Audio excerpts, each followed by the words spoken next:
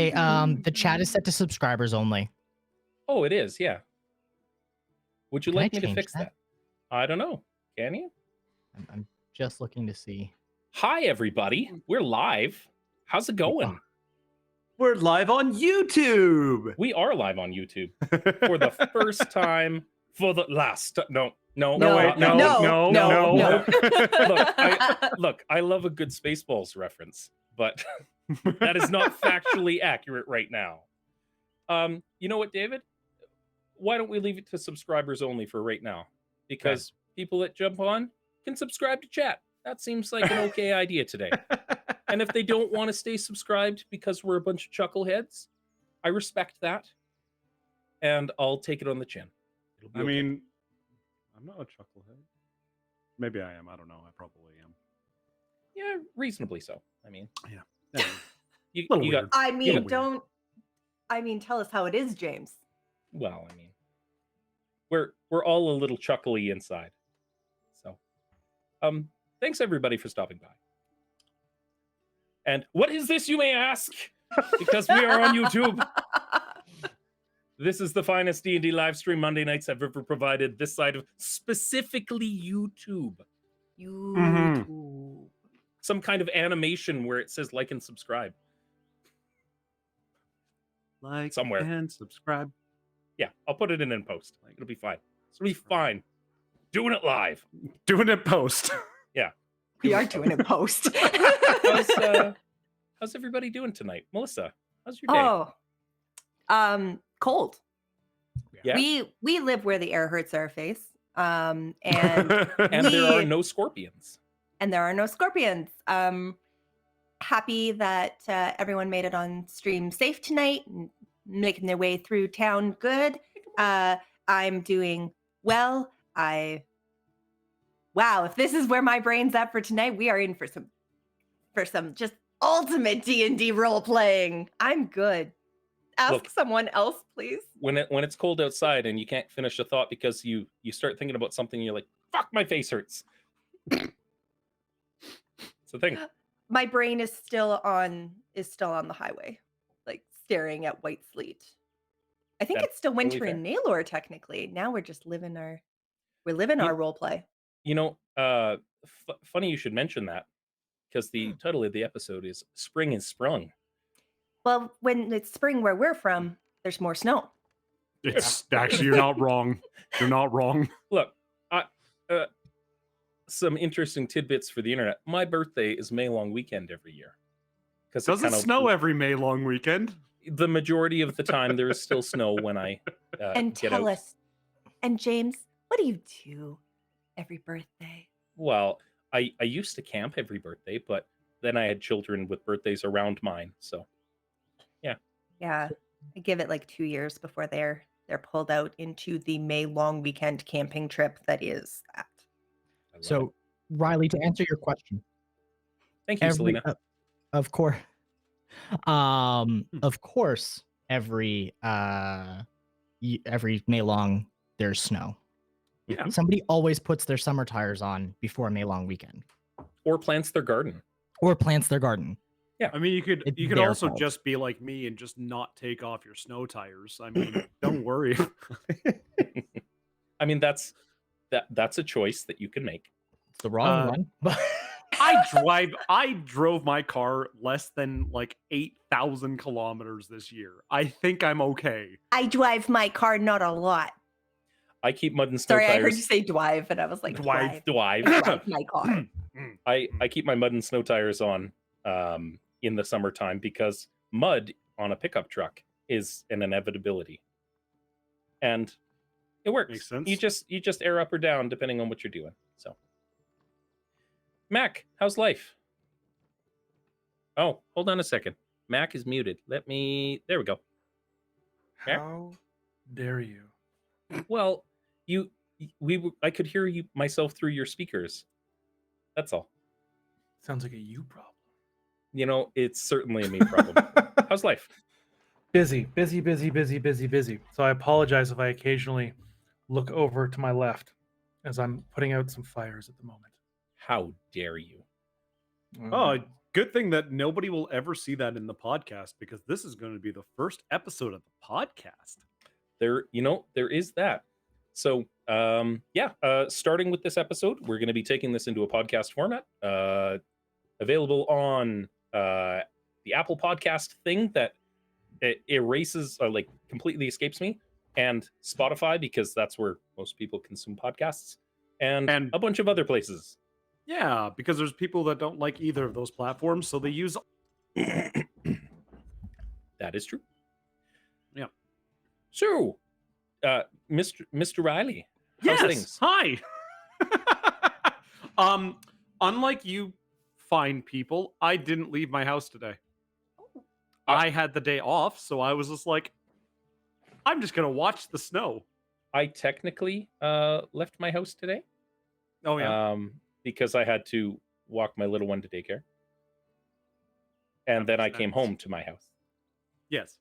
Yeah. No, but no, I just had a nice relaxing day, and you know what? I relaxed today. Oh. I decided I had a cup of tea, I had some cookie biscuits, and I made sure I put that into my calorie counter because I'm trying to lose a little bit of weight. And today's been a good day. I've been pretty happy with that. As long as it fits your macros, life is good. I like it. And how would you say the 2 donuts I consume with my morning Tim Hortons fit into my macros? I mean, Happiness. they have holes in them, so it fits onto your macros on the side like wheels, so you can wheel yourself Right. where you need to be. And like I said, happiness. It feels the happiness macro. So I keep my wheels turning. Exactly. Exactly. Somewhere I can hear my bodybuilding mother-in-law being like, "That's not how it works." She doesn't know why. She just looked up from whatever she's doing, and she's like, "Ah!" I mean, love for it. what it's worth, this is water. I don't usually consume water. I am powered exclusively by coffee and wine. But I've heard that this is good for you. I could get you a kitschy T-shirt off of like Redbubble that says "I am powered exclusively by coffee and wine," but I'd need to put on a pair of Uggs first, and I can't bring myself to do that. We'll get a matching "The Mountains Are Calling" shirt. I am so basic, and I'm so okay with it. I am That's fair. chuggy to an extreme. That's fair. fine. It's I like it. fine. And David, circling around. I got my workout in today. Whereas most of you didn't leave the house, I did. And because we live somewhere where the air hurts your face and is currently experiencing record high snow, I had to dig out coworkers. And so as a result, I am able to eat at least 4 donuts because I made up for it in my workout that I had in my calories. I can get behind that. So, with that being said, why don't we play some goddamn Dungeons and Dragons? Woo! Yeah, No. I said yes. Look, if you're gonna get all uppity, by the powers of Riley's mustache and my lack of a mustache combined, we will beard you into submission. I don't think you can outbeard me, if I'm being honest. Well, I mean, between Riley and I's body weight, I think we can probably do anything we need to do to you. Came across a little more hostile than I was anticipating. Hey, HR, I've got a complaint. I was told I didn't have to do that while I was here with my friend. Damn it, that makes James our HR. Good luck. That's You're all scary. screwed. What's That's that, incredibly scary. What's that Team 4-star line? It's like, I need an adult. I am an adult. I am the adult. You gotta I say need it with an the right adult here. inflection. an adult. There you go. Nerl. Nail. I love it. Nail. What? And Melissa's just like, what the fuck is going on? No, I actually know this one. Excellent. I actually know this one. Dragon Ball Abridged for everybody that matters. So, Which is the only way to watch Dragon Ball, in my opinion. It's You like know- watching Hellsing. Hellsing Abridged is the superior version of the Hellsing Ultimate. And Mac. interestingly enough, Sorry, you go first, and then I have to ask Mac okay, if he's seen something. Sword Art Online Abridged is actually a better written story than the original anime. I find the abridged versions are. Yeah. I love Sword Art Online. Mac, have you been watching Gundam Wing Abridged? No. It's so hilarious. It's honestly, I learned more about the show than I did through the like 6 times I've watched the whole series through. There's a Gundam Wing Abridged. There is. And it's Yes, here's the thing. amazing. I didn't know this existed, so I can't be at fault for being I'll send all of links. these Gundams behind me and Please, having not please. seen them. Yeah. Anyway, Dungeons and Dragons. Dungeons and Dragons. Yeah. I'm gonna load up some notes. So we're gonna start with Hoots. Fuck yeah, bud. Boots. When last we left our heroes, in the early months of winter, your companion had succumbed to a powerful affliction, and gathering all the boonsome forces together, you set out to rescue Dern. Sorry, I have to pause for just a second here. The aviators and the goggles, fucking brilliant. Oh yeah. Put the goggles on the aviator. Highway to the town. I will say this right now: the Proto Men did a cover of Danger Zone, and it is, I argue, superior to the Loggins version. And I know that's a big claim, but That's a very big claim. That's a bold claim. because it's 98% exactly the same, but he's a better singer. Fair. Almost everything else is exactly the same, but he's a slightly better singer. Okay, sorry. I'm sorry for going on that tangent. I just had to It's all say good. that. Yep. It is all good. Gathering up your boonsome companions, you came to the aid of your good friend Dern Rupa, the silvered light of massive height and the most gigantic awesomeness bullshit that I can never remember the entirety of, and it's too long for your goddamn character sheet. Silvered light of massive height and bringer of most glorious, awesome shenanigans. Dern Rupa, the silvered light of most massive height and bringer of most massive hope. SLMHBMM if you're hip. I see. I think you left the H off of there, but I I'm did picking up what because you're it was putting down. covered up and I forgot it. We're professionals, people. This is the thing that we do. Gathering up the forces from the womb, you set out to Orenstrad and made haste to your friend, who is twisted into vile shapes. Joints backward, Chrissy wake up, all sorts of body horror shenanigans. Half doing a Kamehameha from the backseat. They set off towards the Mortal Lakes, got pestered a slight little bit by some old lady fangirls. Who I thought were much more relevant to the whole story. You know, they came up a lot. Not yet. And then they Not got yet. half murdered. It happens. Not yet. She's gonna come back. Sure she will. In front of you, flayed. No. Far went far. Far went far. Far is like a, we were talking about this a little bit ago. Anti-Far is like a good combination of Izumi Curtis from Full Metal Alchemist, a housewife with anger management issues, and like Princess Tsunade, the fifth Hokage, who's like, if anybody just makes you mad, you just annihilate them so they can never do that again. You just rip them into pieces, and then they know what's up, right? I love her. There's 5 little words that come down to anybody that ever gets to roleplay her. You come into my house? That's it. You met up with Antifar. You presented her with some information that you had on what was going on with Dern. She performed some scrying magic at the temple to the Swan Maze. and you set off deep into the mountains. Therein, you encountered some eldritch horrors, collectively roasted a bunch of noobs that had no chance to begin with.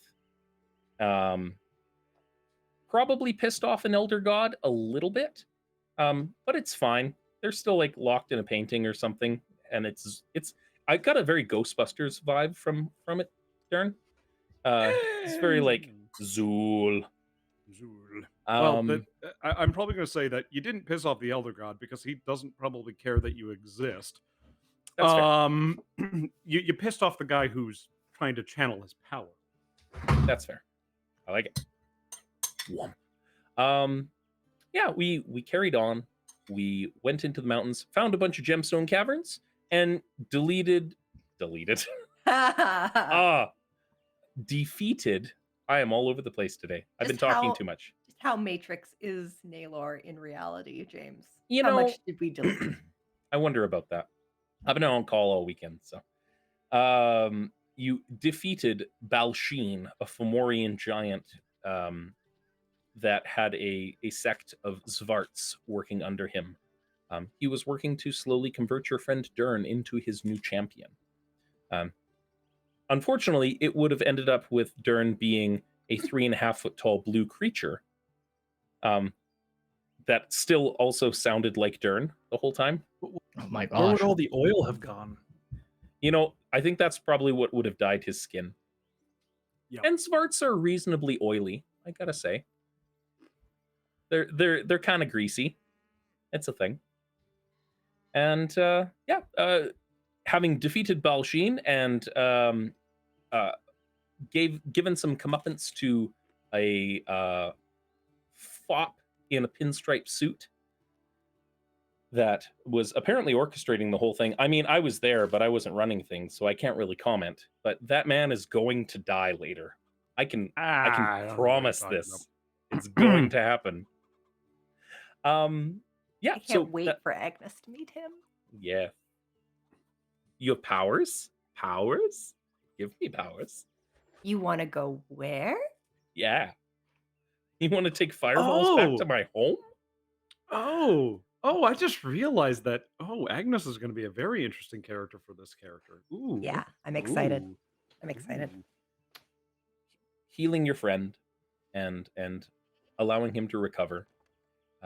You shuttled him back to the womb, where he started a long process of recovery over several weeks and months.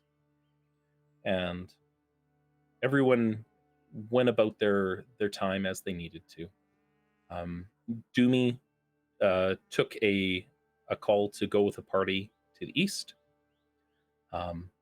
Quill was visiting Dern every day at the Bennies, climbing those stairs every day for a little while, until Jules came one day and hauled him off because he had something for Quill to help him with. Agnes was finishing off her training to the west, out in Hemlig. I say training, but studies. We'll call them studies. And Hoots, after ensuring that Dern had was going to pull through, left a note for Callahan, set off towards the gate, punched in Chevron 1, and stepped through. Now, Hoots, you've had about 3 months on your own. Mm-hmm. That gate that you went through first, was it directly to Hemlig or was it random? It was to Hemlig. So Hoots's first stop was Hemlig itself. Mm-hmm. A step away, but somewhere his friends had been. He wanted to see for himself what they had been up to. Mm-hmm. And eventually, let's be honest, he just wanted to go through the portal. Yeah, that's a huge part of it. So he wanted an opportunity to travel and see kind of what the world had to offer, knowing his friends were, at least for the time being, relatively safe. Mm-hmm. And as a result, when he got there, he wanted to sharpen some of his skills that were important to this world. So he found himself in the provincial capital of Tayo, which is a city inside the now Empire of Hemlig, where he spent about a month as a blacksmith because he thought, yeah, that's what I'm gonna do. I'm gonna learn to be really fucking good at being a blacksmith. I'm gonna get out there.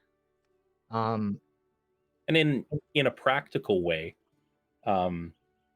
did you have a name of the person that you apprenticed under, or was it just random mook number 4? Actually, Hoots never could figure out how to pronounce his name properly, so he just slightly insensitively referred to him as Sensei the entire time. That's fair. And hoped that was good enough. It Hoots seemed to make him happy, but Hoots was specifically tasked because Hemlig is now an empire, and expansion is rampant at this point, but not in a broad stroke of like we're building new cities. It's in that more homesteading, expanding out, making better use of the space in the area. And as was instigated by this companion of Magnus's, there was this homestead starter kit list that was put together, and it's printed out. It looks strangely like a spreadsheet, and it's like 1 large axe, one hatchet, 1 crosscut saw, 1 handsaw, 1 spade, 1 flat shovel, a rake, a hoe, a froe, wedges both large and small, a sledge and chisel both large and small, auger bits, Scotch eye auger bits, large and small, 2 draw knives, 2 butcher knives, a cast iron pan, a Dutch oven, 2 fire steels, 2 candle pans, a large file, a small file, bucket o' nails, 2 iron buckets, 2 lanterns, And 2 chickens. and 2 chickens. The chickens come later. Can Hoots make chickens in a blacksmith forge? I mean, yeah. is this the kind of stream that we're having?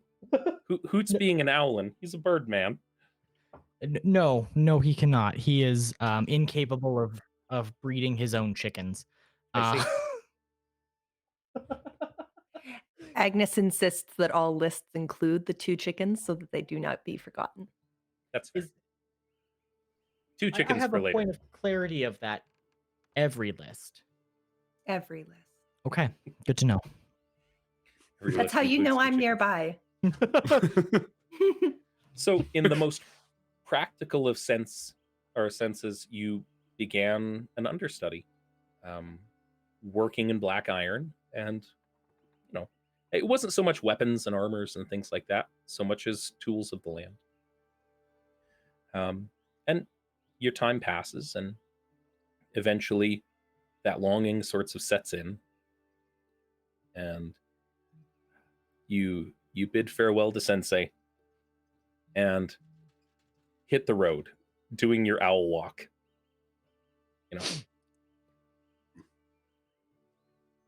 Hop, hop, hop, hop, hop. The land is still dangerous as you go, and as you venture north and south of Tayo, the custom is to gather up with travelers and follow along as with a caravan, so to speak. There are folks going on the road. People travel in packs. It's a sensible thing to do. You were warned about that when you had first gotten to the womb, that just because you can fly doesn't mean something won't pick you out of the sky. And we come down to a scene at night, and you're sitting in the dark, looking across the campfire from green-skinned half-orc with purple and black hair, ropey, ripped muscles cover the majority of her body, and a curved-looking greatsword is stuck into the ground beside her, and she's got a bag hanging from it. And the fire crackles just a little bit as you sit and converse over a small meal. Her name is Chala, and you've been with her and others for several weeks. As a fighter, she's very much a Dern style character. Go up and hit things until they die. Thankfully, she has a set of boots that lets her fly, just like you. And the few encounters that you guys have had together have been mediocre at best in danger to your person, we'll say. So with that, you consume your meal, you sit quietly. What she's eating she's got this wooden bowl and a wooden spoon, and every time she puts the wooden spoon into the bowl, it fills up with oatmeal. Mm-hmm. And she continues to eat down, and she says, "So you've been awfully like introspective lately. You know, my dad always said that introspective was an interesting word that made people talk. I don't really know what it means. What have you been thinking about?" Well, Shala, before this, did you travel with a party, kind of your initial party? Well, have a like starting point? Well, my initial party, I guess, was a caravan. I was raised in caravans, right? And we did that. So yeah, we traveled in a caravan.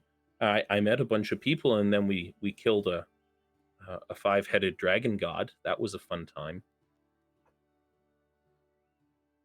5 heads, you say? Yeah. Was it a floor mat by any chance? It certainly became one. Was its name floor mat? Oh, I didn't ask its name. Oh, okay. Wow. There was a weird man with a mask that looked like weird dragons, and we had to chop his head off a couple of times. Oh, like the Hydra from Hercules. I've killed hydras. I don't know what a Hercules is, though. Oh, it's a cartoon from where I'm from. What's a cartoon?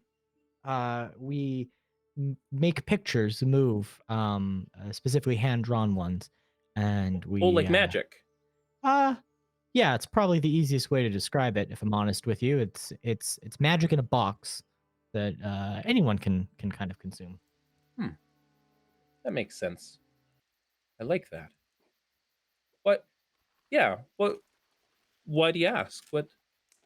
Well, when I first got here, to any kind of gestures around, still not really 100% sure how to describe where the realm he's on. I think Agnes called it a plane at one point.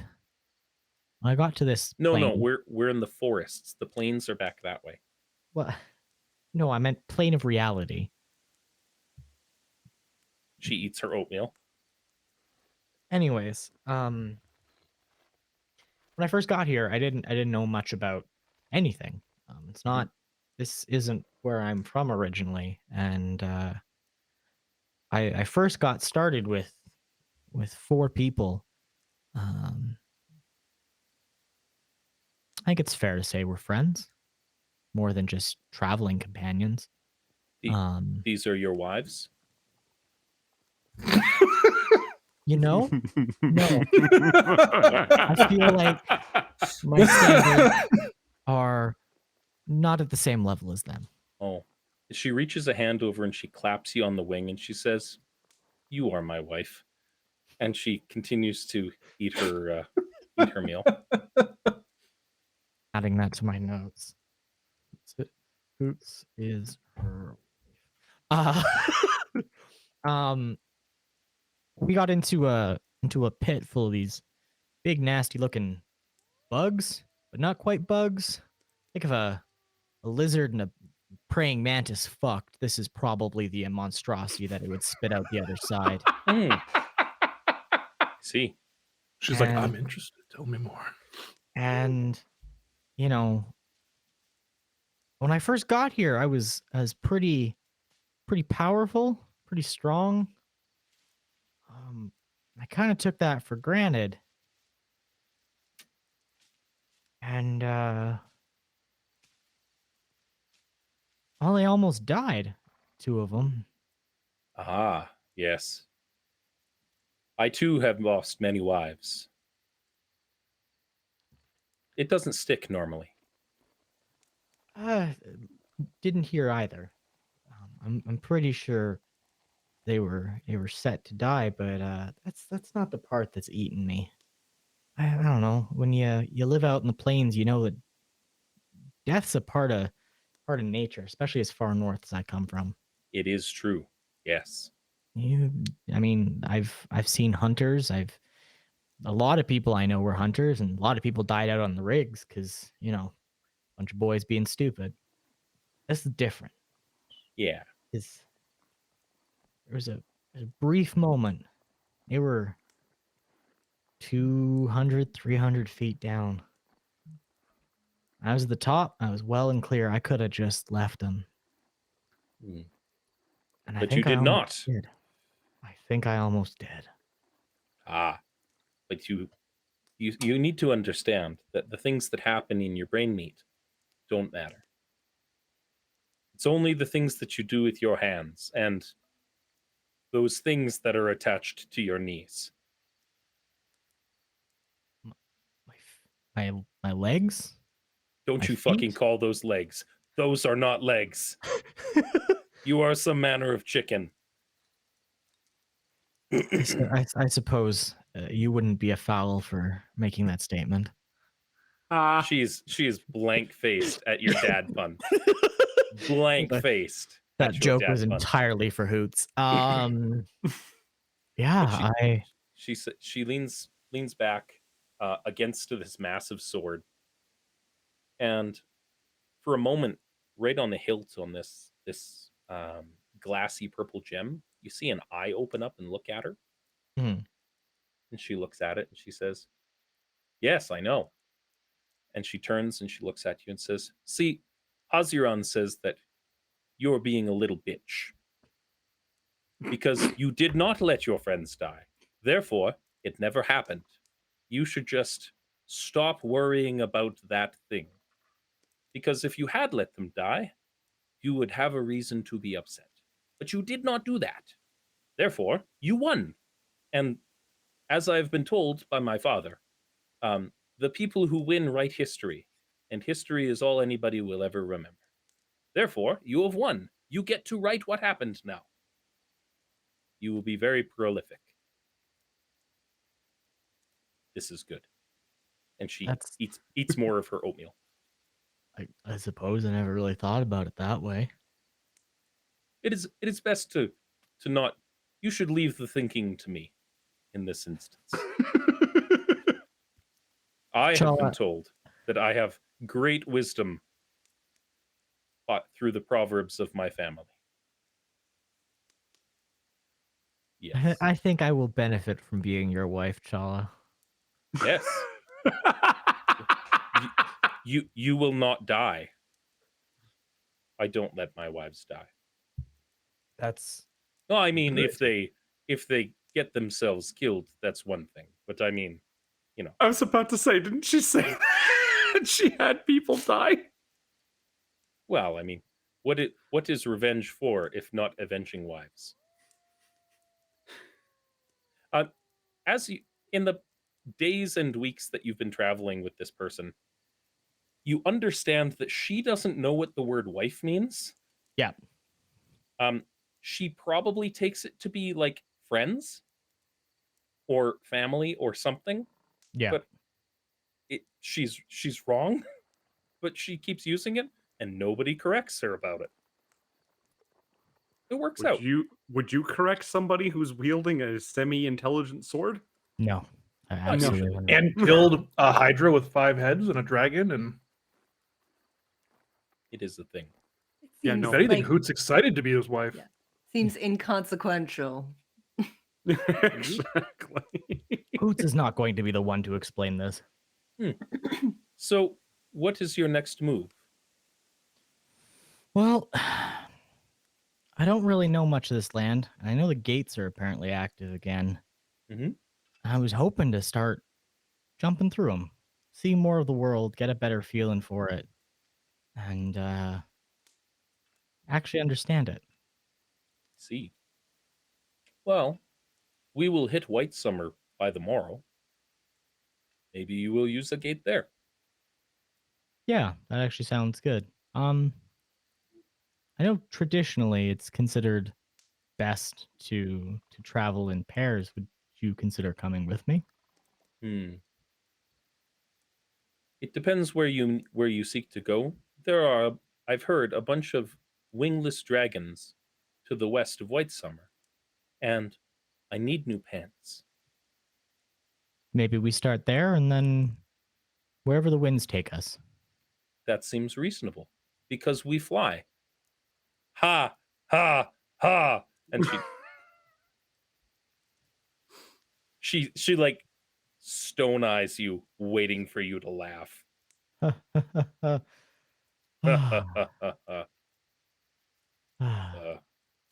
We should turn in for the night once this is done. Yeah. She Where like do I sign up to get on the wife list? I love her. I love her. I'm going to describe audibly now the visual gag that just took place for the podcast in the future. James picked up a bowl of oatmeal and began to eat the said bowl of oatmeal. This is closed caption for the hearing impaired with descriptive scenes. Okay. And it's Gordon Ramsay Spanish rice. Thank you, Riley. Okay. I learned how to make it this morning. Oh, nice. Yeah. You continue traveling for several weeks, slaying monsters, almost dying quite a few times. As dumb as she comes across, Shala knows Goodberry and has used it to great effect. Several times. You've become accustomed to using your magic in creative ways, and being able to channel it in scenarios where you just weren't able to do it before. When you hit your threshold before, you took Warcaster. Mhm. And you're getting accustomed to fighting with the shield with a notch in it that you had crafted in your downtime at the smithy. And gotten pretty quick on the draw and shooting something as it provokes an attack of opportunity and walks away from you. It's certainly come in handy lately. Chala has a tendency to knock things from the sky, hit them on the ground, and then murder them as you shoot them. And having a shield has been a welcome companion this entire time. You probably make it through the majority of Hemlig in the months that pass, because you're able to traverse the mountains way easier than folks that are on foot can. You've certainly seen some places that no person in their right mind would ever go, and it's very much like a ha ha ha, come friend Hoots. You're like, that's a Dernism right there. Why does that become the reoccurring statement? Right. No, sorry, come wife. She bellows Gotta have the across the name in mountain there. edge. Come wife Hoots. That's true. That's true. And the folks she met, what was his name in Hemlake? James somebody in the in White Summer. What was the fella's name?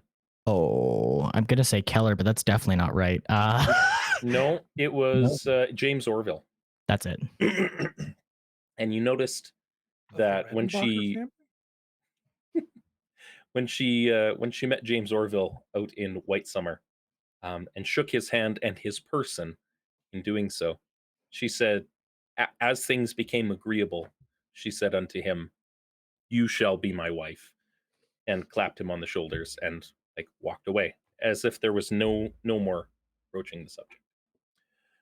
You probably made it through far west of White Summer, near a settlement of Piran elves.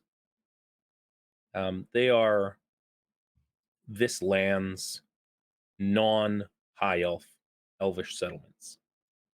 The hippy dippy living in a forest in tree houses, one with nature kind of folks. It's a stark contrast to the kind of elf that you've been exposed to so far in Albrun. Albrun is very much similar in vein to the Miriam elves, the ones that shunted a bunch of cities underground that you guys almost left your party to die in. I'll just twist that knife just a little bit. And they're pleasant for the most part. The bugs living in their skin thing kind of wigged you out for a little while, but for the most part, they're all right. They're just doing their thing. You spent some time looking over some maps, got a better understanding of the world as a whole, right? Topo maps aren't really a thing here, but there's some like general, like, there was a mural and it's like, you are here, and it's a very small dot on a very big world. And you know that there are a couple of different points around the world that are all called Nexus City. You know that far to the west of this continent, there's a place called the Boar, which is a giant maelstrom. You learned that the majority of folks on this side of the continent, on Hemlake specifically, look at the area around the womb, and they're just like, no, there's nothing there, don't go there, don't worry about it. As a remnant of a previous age, so to speak. Relationships haven't exactly knit. It's only been a short amount of time. So folks are still fairly distrustful of Rekindled on this part of the world. And as you made it home, or like came to some sense of peace, where do you return from? Where's the last place that you ended up before going and seeking out a gate somewhere? I'd say Hoots would make it as far as the edge of the Midland Kingdoms. Mm-hmm. Series of kind of kingdoms that exist north of Hemlig. Mm-hmm. But before you get into the area that really starts to become the main subcontinent of that is shared with the womb, Mm-hmm.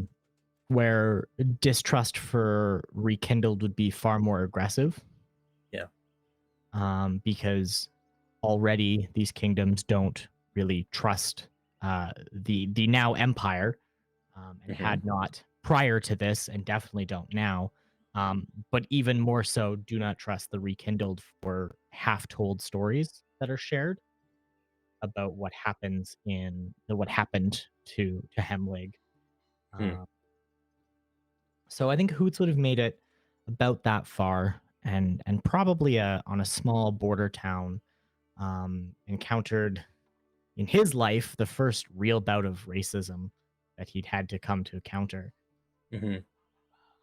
And a sort of toxic, uncaring atmosphere, where he realized while he could probably do some good, maybe with what perspective he had managed to gather, it was time to go home and check in on how things were going back home. Mm-hmm. You sort your feelings, and you accept that this was a necessary time that you had. Everybody needs a summer abroad, so to speak. In your Everyone goes to case, Europe. in your case, it was a bird in winter. Yeah. But you were being a snowbird. Oh. That's a Yeah. joke for Canadians. Wow.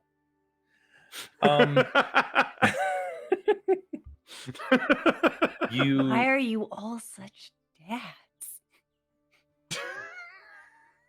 Mine's still baking. yeah. Well, I mean, Hoots is a new wife. Yep. So I mean, these He are is. wife jokes, not dad He's- jokes. Hoots, do you have an egg cooking? No. Did Hoots have children back home? No. We haven't asked him that. It's not that he knows of. Let's be fair. Yeah. Who knows? Who One too many knows? puppers. Who knows? Hoots knows. Who knows? One too many puppers. With that, we end with you dialing in. We'll call it midsummer, I think, or white summer. Yeah.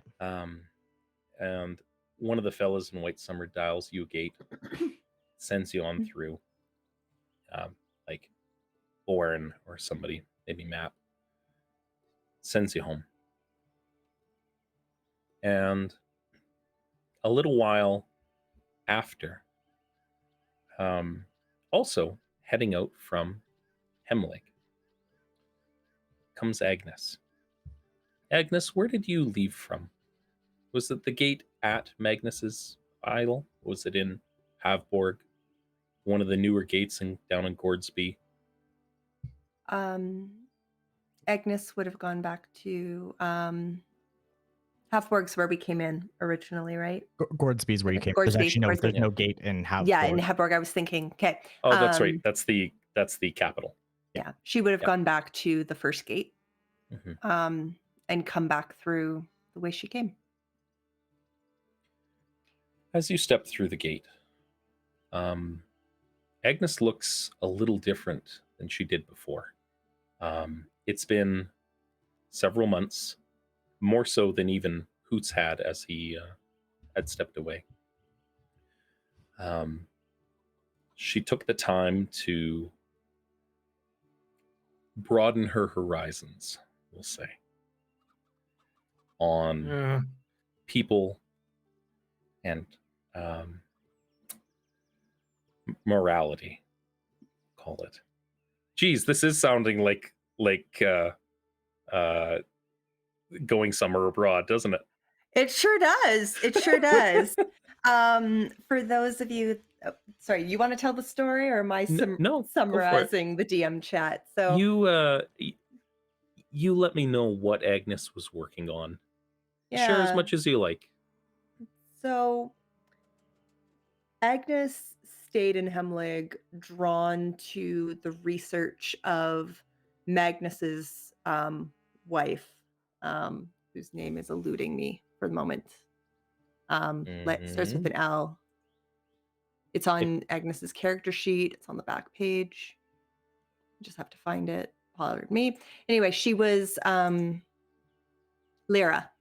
So Agnes stayed because she was very drawn to the research that Lyra had left before her unfortunate situation with, her soul and everything took place. Losing a soul, who needs one? Yeah, obviously, who needs it? Well, Magnus needs it. That's who needs it. And Agnes was caught up in an idea and a bit of a fairy tale fantasy of reuniting star-crossed lovers back together. She learned about travel and about the foundations of what made the gates possible to operate, not from like an artifice or a a technical standpoint, but from a warping of the ley lines and using the magic to facilitate travel. She talked with Magnus at length about his experiences with the gates, and over time became more and more frustrated with Magnus, and similarly him to her, for a while, as she started pushing harder to focus the travel and focus the research on bringing Lyra home. Frustrated with Agnes? No. No one's ever frustrated with Agnes. But she started to notice that Magnus was not well. Her, at this point, what she considers to be old friend, both in a literal and hilarious context, started to, he was old. And he started to have his mind slip away a little bit. Magnus had pretty rapidly developing dementia, actually. And in probably one of the greatest shows of trust, the greatest show of trust that Agnes has ever experienced, Magnus allowed her to watch him perform the ritual to animate his next version of himself. And the person that Magnus was, and I say was because he emerged with both the memories of his most recent lifetime, but the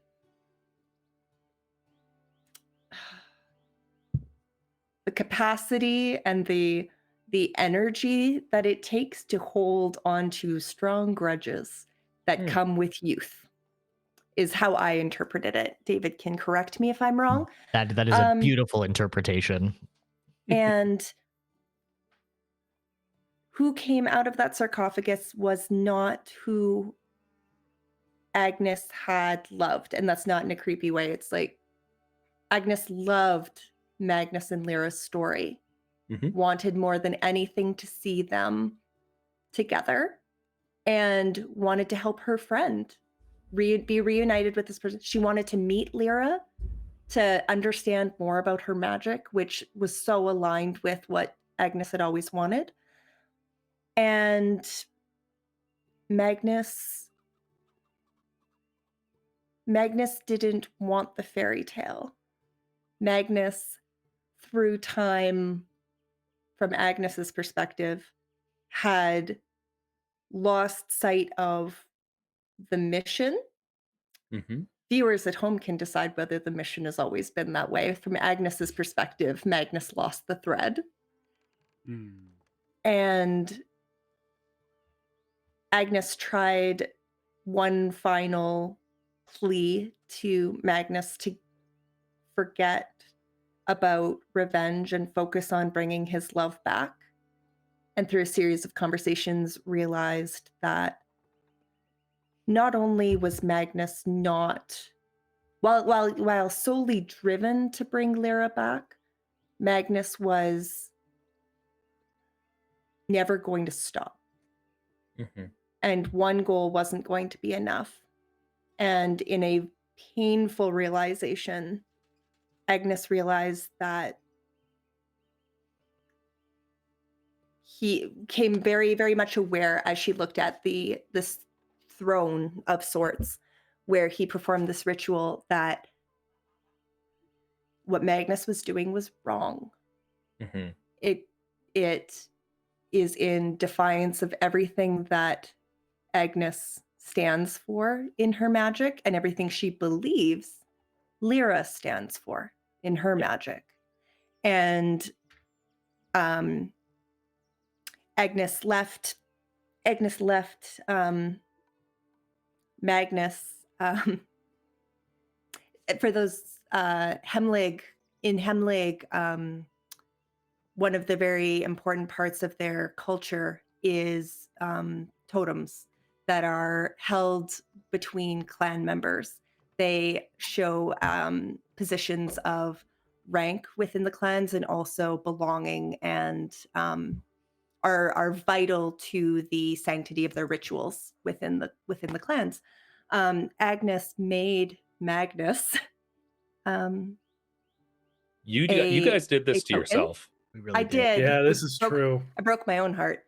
Agnes made Magnus a totem of obsidian with a piece of wood with a note in Druidic drawn on it. Mhm. And the semi-matching, it's very BFF necklace situation going on with her arcanium quartz version, which I wasn't quite sure how to draw what you described on what he did to hers, but I love it. He used some form of. Can you describe for us, David, what Magnus did to hers? It's a primordial form of magic that their druids back in the day performed. And basically what he did is he wound life force from the world around him into a physical manifestation in the form of like almost a leather-like rope. And so it binds the totem together and then allows it to be hung from the neck. Normally it's done when you're a child, but it's the moment of moving to adulthood in harem culture. Magnus had shared a lot of stories about his party in some of the final days before he I say regenerated because it's exactly how I view it. We can Doctor Who this shit. It feels Doctor Who-ish to me.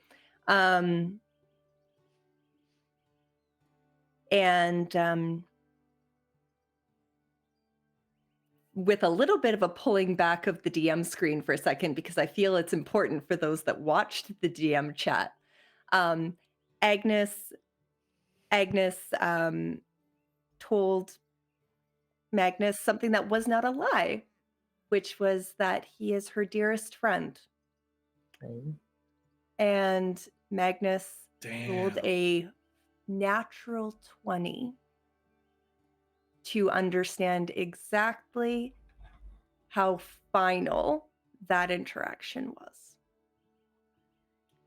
And Magnus gave her her final piece of advice, which is that the next time that it was going to take more than one shot to finish him. And then she left. So in that vein, you'd spent several months with a very powerful archmage. Arguably one of the highest leveled NPCs in the realm. Mm-hmm.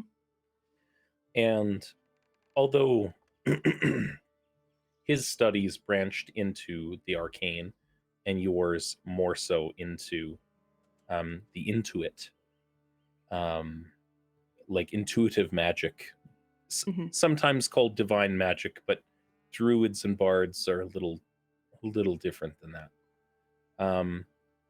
You learn several ways to utilize your magic differently. Normally your castings, not so much from your natural abilities like your archer form and things like that, but normally magic requires a chant. It requires hand motions. And for the briefest of moments, only you're fairly confident you can only pull it off a couple of times. You can cast a spell subtly. And what was the through some of that work, learned how to the elements are fluid. And there's really, like, if you think about it from a stoner necromancer sort of point of view, there's really no difference between like fire and cold and lightning. It's just what template you applied to it. It's just color swatches, really. Yeah. And you learned the ability to transmute your spells between fire and acid and lightning and cold, and again, a couple of times a day. It will serve you well in bringing him to his end, hopefully. It's the kindest thing she feels she can do for him. Yep. And Is as you this the walk through- fantasy version? Oh, Oh, go ahead. I was gonna say, is this like the fantasy version of Power of Attorney? You're just like, yeah, Oh, I Yeah, love it. yeah. I mean, so I may or may not have made enemies with like one of the strongest NPCs in the entire realm. No big deal. No big deal. He doesn't currently view you as an equal, so you would not be an enemy. Yeah. Magically speaking. Yeah. I should. No, he Magnus would, is not that heartless. no, he would kill me right now. One hit. And I feel like, because I can't say it without like crying because I'm that invested in this character, but Agnes loves him, wants him and Lyra to be together In death. in whatever way necessary. but preferably death. But preferably. So, They can be together in life and then die together. That's Yeah. fine. from Sorry, from I the, said Fitting too much. stories. from the perspective of a wizard, yeah, no, he likely does not. He does not rate you as a consideration. There is a thing where it's tactical planning, and then there's a folder over there about shit I don't have to care about right now. I It's am literally like holding right this now. talisman. I am literally a child. Literally just grew up. He doesn't care about me right now. Yeah. I mean, he does, but not like I am not a Not threat. as a threat. I'm Yeah, not a but yeah. threat. I am like a bumbling child with ideals far too rose-colored to even matter because they're not real. And there's nothing to say he won't convince you to come to his viewpoint either. Exactly. He's got all the time in the world. What's gonna another Technically, you goal? do as well. Who's more stubborn? That will be a wonderful question to answer over time. Druids get this fantastic ability that when you're about his power Long scale, life. you just live forever. Long Really, life. you can do this like For Doctor and the centuries. Master sort of thing for centuries. I like it. Oh, why are you calling out my story plans, man? I see how it is. So you step through the gate, and the gate in the womb is reasonably close to the grove. And you've powered up a fair bit since being back here last. And as you walk through the grove, you feel magic here that you couldn't perceive before. Because either you were distracted or you just weren't as in tune with your own personal power. Something about learning to understand your magic and the nature of it and being more intimate with it. The ground moves under your feet as you walk here, and the air blows around you instead of against you as it gusts. There's magic in the air all throughout the grove. It tingles against your skin, because as much as Magnus's island was full of dusty old books and things like that, it's not this. This is so much more alive, and you're more keenly tuned to it compared to the presence of death that you've been surrounded with for so long. And as you walk, you hear like sounds of commotion over near Quill's house, and they're drowned out by the murmurings of Tim as you step through and pull off your lily pad and like hang it on a hook that is suddenly there. Inside Tim, your large mushroom house that is also a fae, and he apologizes for letting himself go a little bit as some of the dust kind of like rumbles on tables and up against windows and things. Tim, and she gets out her little dustpan and starts dusting it up a bit. You are perfect just the way you are. She looks at the pile and puts it into a jar and puts it in her bag. Of course she puts it in. And then It's she dust. And then You she looks up. understand that dust is all of my dead skin. I have learned recently that even the dead can have uses. Oh, it burns very well. Ooh. I mean, that's a very different Magnus. Agnes. That's a completely fair Magnus take, actually. Tim, Fauna or fawn, they all work in Tim. death. do you like it here? Yes. It doesn't hurt my face here. Good. If you ever decide you want to go, just leave behind my stone collection. Yeah, that's your stuff, not mine. This is why we're friends, Tim. See you later. And she runs. You're a good roommate, Agnes. Aggie. Yeah. As she goes to leave, she'll just leave a little bit of, she'll like water around the bottom of Tim to make sure he's got enough moisture and then run off to find her friends. The grove has like patches here and there that are still like wet snow and like decomposing leaves and things like that.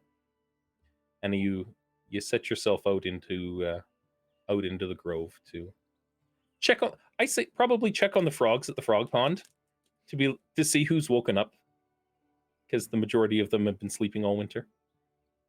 Gerald! Gerald! Where are you, Gerald? This fat ass toad sticks his head up out of the water. He's the size of a Gerald! horse. I can speak with animals. It's somewhere in this list. I can It's a speak with thing. animals. You Speak with certainly animals. can. Hi, Gerald. I couldn't do this when I was last year. Hi, Gerald. Sup? Just sup. Look, Gerald, you want to go on a it's you wanna slightly go for a cold, walk? and I feel a little sleepy. Yeah. I've got a really cozy lily pad here. Look at this. And she goes to try and pick up this big toad and put it on the lily pad. It is the size of a horse, She's and trying it's to slowly pick like, and it sits on your lily pad. And once I get the lily pad, get it on the lily pad, I'm gonna take it for a walk on the lily pad because it can lay on the lily pad while I walk it. I'm gonna say that this toad is slightly less fat than previously described because of the weight limit on the bobbing lily pad magic item. Can And the lily pad be like just good enough to carry? It's just barely like, oh god, why? And I'm gonna start walking through the grove with the giant toad. And as you regale Gerald with life lessons I would like to be very clear. Agnes does not talk to this toad about, she does not talk about Magnus's rituals. She does not talk about Lyra. She does not talk about the nature of gates. She does not talk about the token is firmly under all the layers. But she is happy to talk about what she's learned about being able to feel magic and about the people that she met and the settlements and the empire and all that. So just want to make sure we're aware of the topics that don't get discussed. And the saltwater toads that live on that island, that live in the ocean, and that's not really normally a thing. And he's They like, have purple spots in their eyes. It's amazing. I think that might be a disease. Someone should help them. And he looks sad for a minute, and he's like, oh well, they're not my toads. They look like this. And she pulls out one of the eyes. Oh yes, that's most certainly caused by worms. Oh, she like seals it a little tighter so the worms can't escape and puts it back. Don't you give Quill worms. You know, we needed an excuse for you to run a game later. Quill's got butt worms. He can't go out adventuring today. Can't go out adventuring. He will. He'll just have a familiar with him. Oh, just Several. trails behind. Comes out and talks to you and then goes back. Yeah. Hi, Quill. How's it Hey, going? buddy. How's it going? Oh, I'm a nondescript looking mouse sounding character. Oh. And Gerald just like he casually chats in his very, very sleepy sort of like Why do you have so many plushies for all these characters? Yeah. This is Gamakichi, thank you. I have had this thing since I was in the 12th grade. He's from Naruto. Damn, son. Because I love frogs. He's a ninja. Fight me. Frogs. I'm not fighting you about this. I'm also pleased. You're just intimidated by the goose with a knife in its mouth that is subtly behind me. Can we skip the next DM chat and just have you guys do a live boxing match? Yes, that would be so much fun. I would be so dead. I have no strength. I am made of You're noodles. fine. You're fine. I'm fast. You continue your walk, and Gerald nods with small platitudes and agreeances because he is cold. He is a cold and sleepy boy. Yeah. And the camera zooms up, and we visit our friend Dern. We jump back several months. Oh dear. Dern, Yeah. you were traveling in Ornstrad, Yes, I was.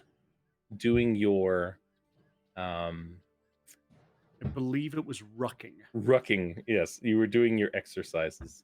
Yes, I found a new exercise program that I wish to try out. Mm-hmm.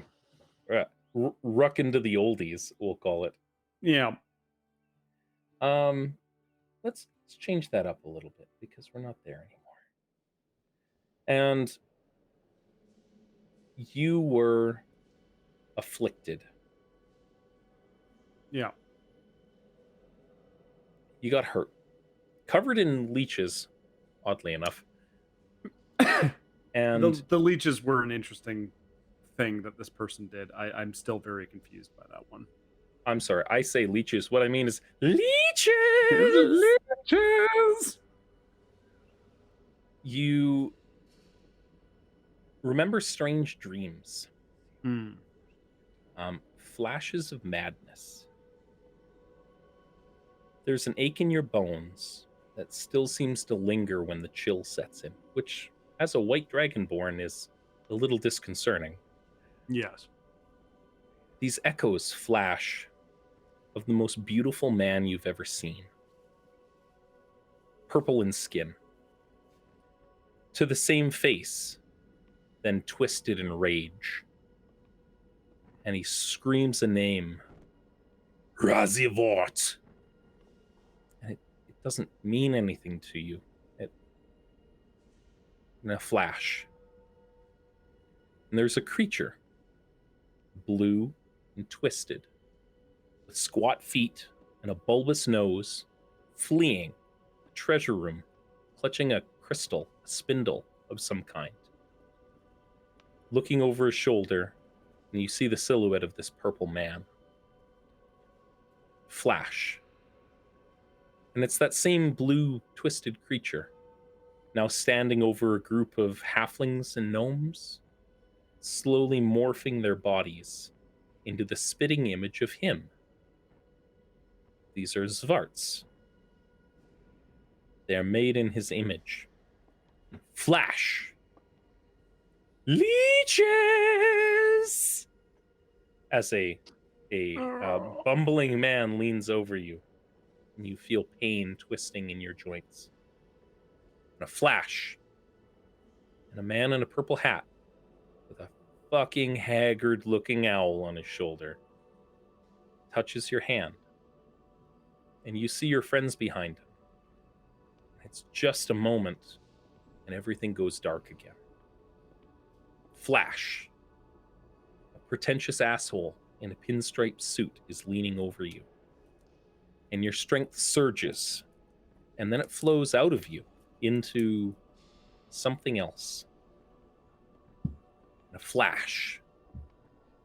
And you feel relief for a moment. Like a sunburn getting calamine lotion, so to speak. And you sleep. You feel pain. And then relief and sleep and pain. You're loaded into a dog sled and delivered back to the Bennies. Your friends visit on the regular. So delivered to the Bennies. The sled pulls up to the Bennies, and it takes about 6 paladins from the Bennies to pick Dern up in the stretcher, and they have to take breaks about halfway up the stairs constantly, just due to the fact of Dern's a big guy.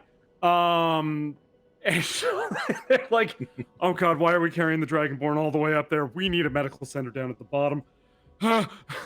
The man in the purple hat that you were introduced to offered to make a magic floating platform to raise you up. And the paladins were like, here's our brother, we have this. And they got like 40 steps up. They're like, yeah, just completely out of breath. Meanwhile, Argoth is up at the top of the stairs, just yelling down at him, come on now! You hear Doomy's voice like right beside me, like, lift, squat, lift with your knees, lift with your knees. Dern's actually okay. He just wants to feel really important right now. Yeah, 100%. Your friends visit on a regular basis for a little while, but slowly trickle out. Hoots leaves on a journey after seeing you home safely. Doomy goes east as a part of her testing process. She gathered up with some adventurers that you don't really know the name of. Didn't really think too much of it. And she sent out. And Quill visited every now and again, but got called back home for his own duties. Jules had somebody that he wanted Quill's help with. When you start your recovery, you are not okay. No. By any stretch of the imagination. Things won't heal back the way they were, not on their own. This was not a matter of hit points.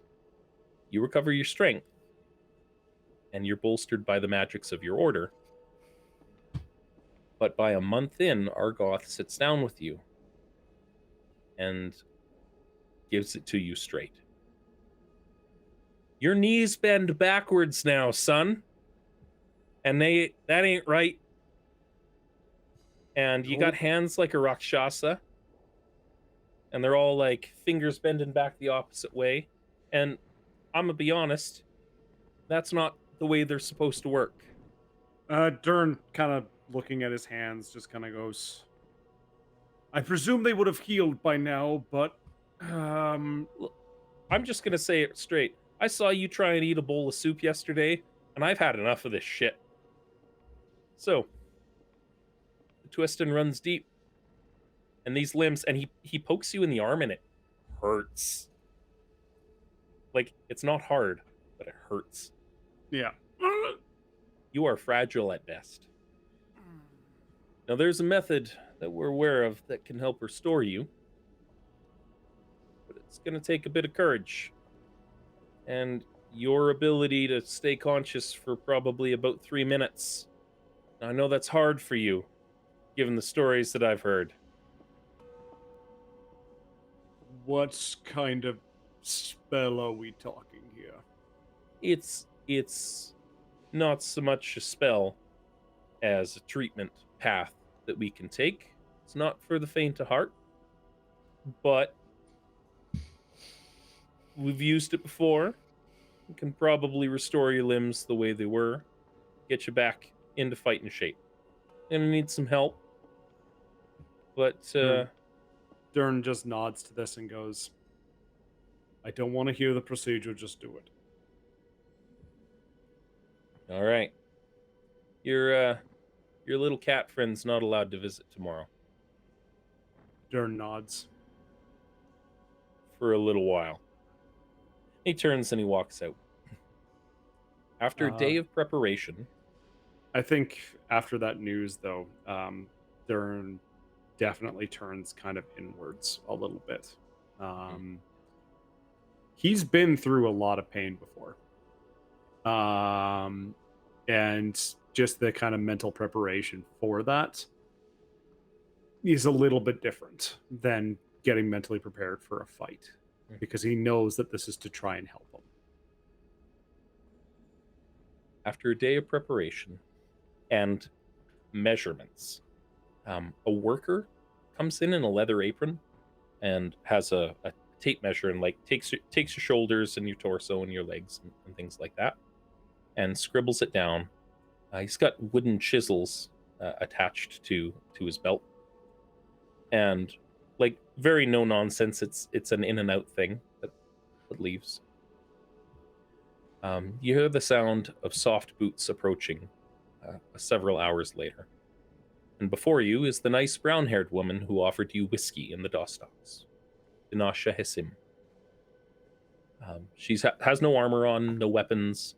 There's that familiar stringed instrument across her red jacket that you saw her use that time when she told you about the Calabasha. Yeah. And some time passes as people filter in, and there's a bit of a quiet hush. And around you is Mr. Telemachus Thistletwist, Lasharius, Argoth, and a dark-haired half-elf man with amber eyes. He's wearing a bearskin. You've never really met before. He's got a longsword at his hip, and it's got this curious hilt covered in holes, and there's tubes in the crossguard. It looks a little weird. During the prep, someone murmurs the name Aeolus Cross, and that must be his name, because you recognize everybody else in the room. That worker comes back with a large bent chunk of wood in the shape of a U. It looks kind of like a oversized toilet seat. And you're laid down on a big stone slab. Your attendees gather around you. Argoth, with his fat little dwarf legs, clambers up onto the stone and stands kind of between where your legs would be, just trying not to step on your tail. Thank you. And Benasha reaches out and touches your forehead and dumps a 6th level aid spell into you, bolstering your hit points by 25. Yep. And everybody kind of encircles you.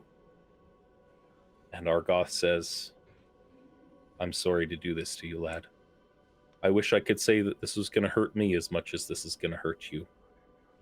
Dern just looks up and just says, "Just do it." You feel a leather and wooden gag go in between your teeth and pull back. And with a deep breath, he looks you in the eye, and he raises his hands and he wordlessly breathes something between them.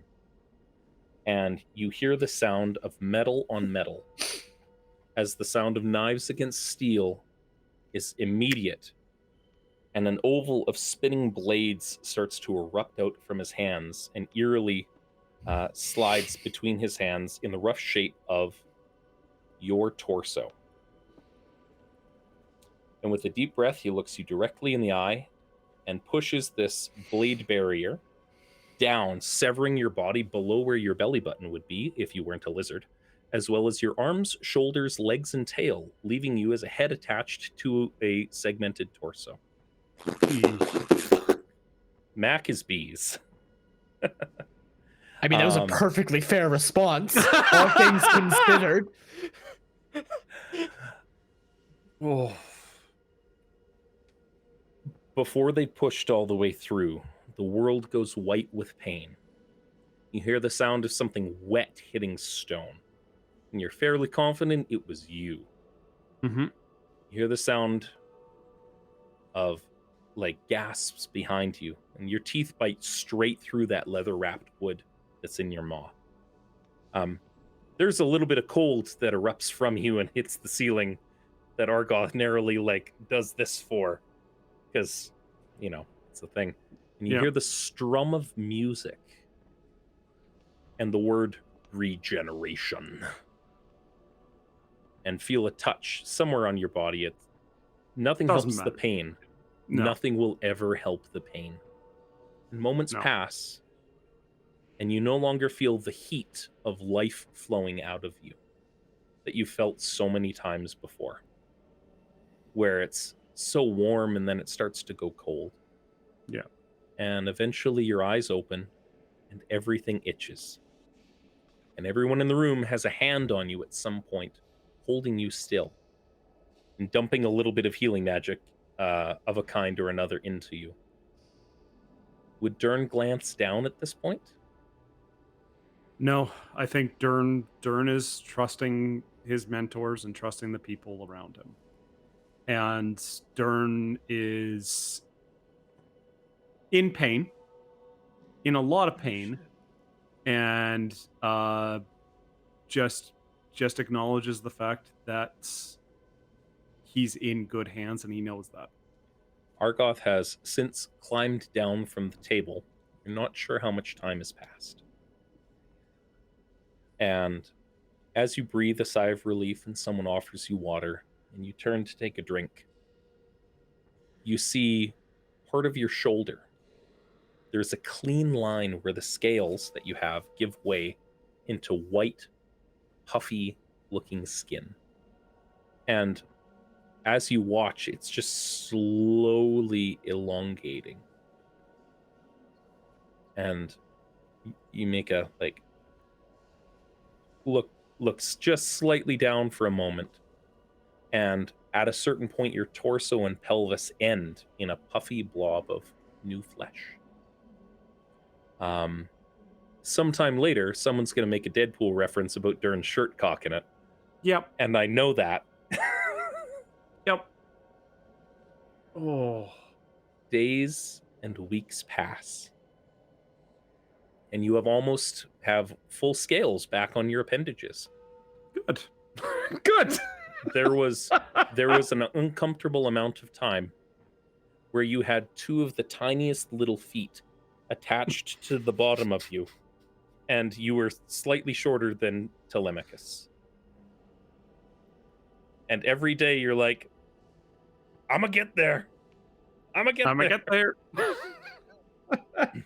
You were able to walk to the bathroom just like you were in the Lollipop Guild, so to speak.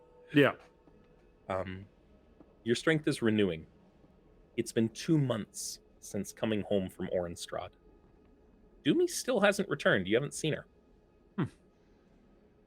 You've been taking time every day to try and get your exercises in now that you have fully elongated limbs. On one of Quill's visits, after they kept Quill away for quite a bit of time. Yeah. Just to let you rest and recover. He was making exactly the face that Mac is making there of displeasure. Unapproved. Yeah. On one of those visits, you see Julian Sander in tow. Yep. The older man that you helped save from that terrible affliction. Yes. You're coming along well, but it looks like you could use some functional strength. Plus, my back hurts, so this is a win-win. Coming with me, boy. Dern kind of looks left and right and goes, I guess I am ready. Dern will don his armor on for probably the first time in 2 months. It itches because there's slight gaps here and there where your scales haven't fully come in.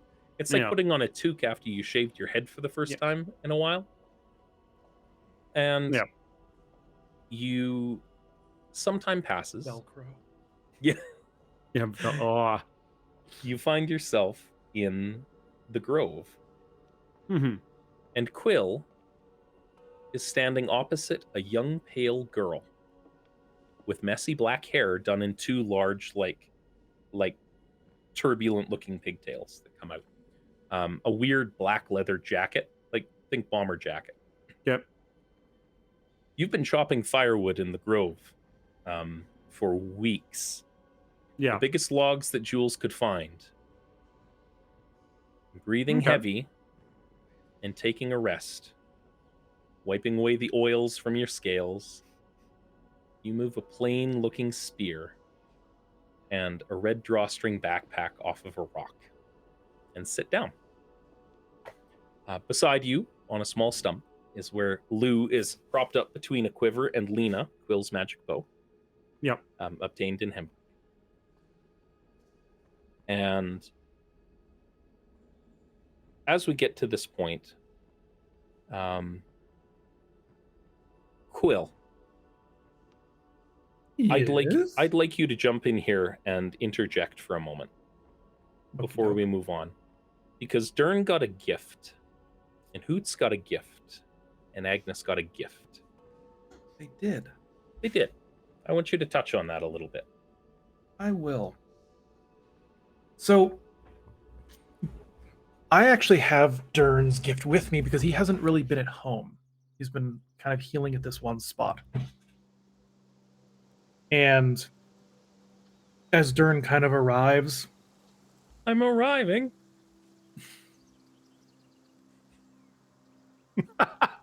I regret nothing. Welcome to Terms- Legends of Logomancy. We use adult language and touch on adult content. Enjoy.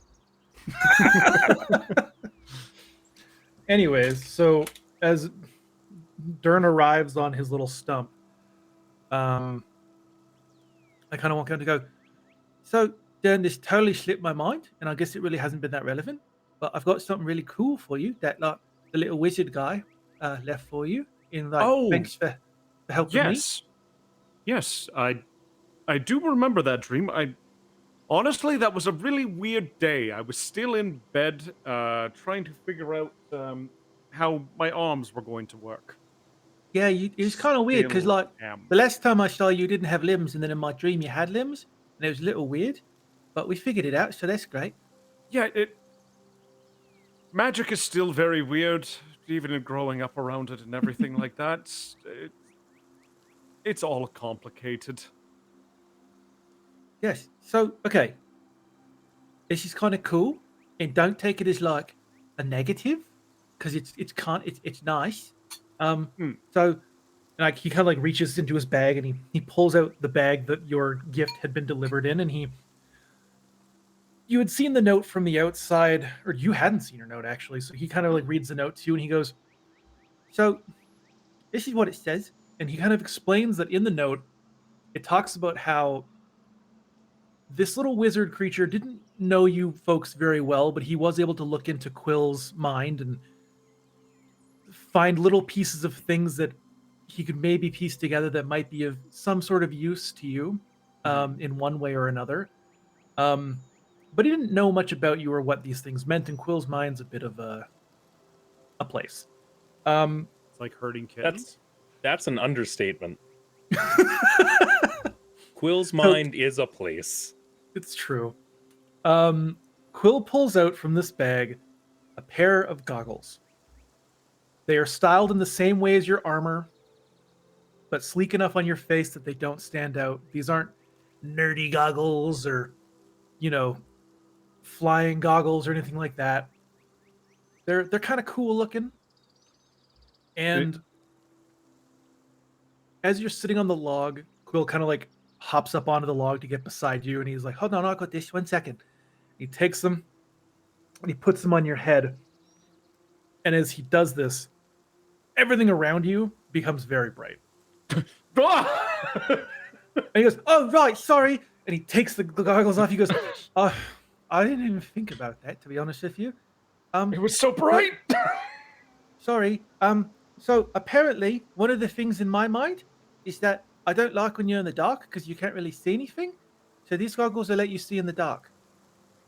Oh, that's wonderful. Dern takes the goggles and like kind of looks through the lenses and realizes like how bright it is, and is like, "Oh, so I put these on at night." If you want to, it was kind of more of like this way. If it's in a cave and something's running at you, you can actually see it and like hit it and not have to carry like a lantern or something like that.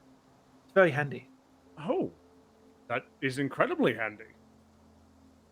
Yeah, because Now you don't only really have Agnes will be the one that's blind. She's got spells for that. Dern, not so much. I shine with the light of stars. I am my own light. Now, Well, la Hoots, da. am I going into Hoots as well here? Yeah, let's do this. When Hoots woke up one day and found a wrapped package beside him, midway through his journey after a terrible dream, where you could swear you fought some Full Metal Alchemist dragons. Third word. What does he find? R-rated this stream. Hoots, as you kind of like wake up and you're in the morning, it's a coldish morning. You're kind of feeling groggy. It was a big day yesterday. You almost died twice. And then you had this wild dream that you're not sure what if it was real or not, but then you see this little package that was said would be waiting for you. Okay. And as you reach into the bag, you pull out a bottle. The bottle is warm, and it has a stopper on it with a little chain. It's been added to your character sheet, by the way, Hoots. Okay. At the very bottom, all of What them do have. you do with it? With this bottle? I'm just reading it really quickly.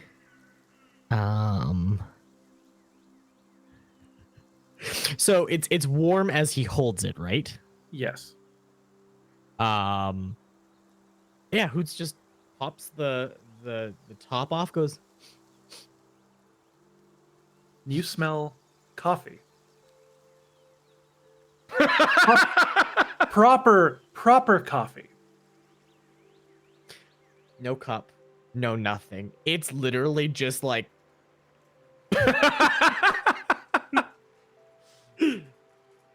Wife, what are you doing? It's getting all over your face. Your wings. It's worth it. It is so worth it. She dumps her oatmeal bowl down her face. She's like, these are weird customs that you have.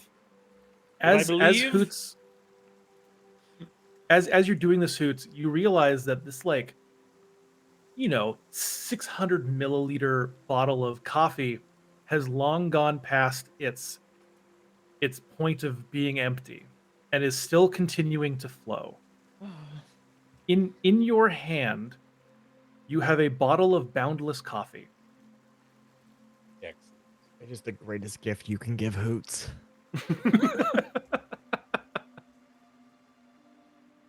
And Agnes. Agnes. A couple of days before you took the gate out of Gordsby, as you were preparing for your journey, and you had that terrible nightmare with the nurses and the stabbings and the needles and all of that jazz. You ever have one of those dreams where you see someone you haven't seen in a really long time, and so you want it to continue, but the content is so terrifying that you need it to end soon? Unfortunately, yes. Yeah, I have nightmares like that where I'm like, I have not seen this person forever, and they're dying. Great. My Exactly. therapist says you should see a therapist. I see a therapist. Thank you, though. My therapist says, see a therapist. Yeah, okay. Yeah. Yeah, just trying to see the logic. See a on that. different therapist other than me. Beside you, in a small wrapped bundle, is this kind of ochre-colored pouch. It has the most wonderful smell to it.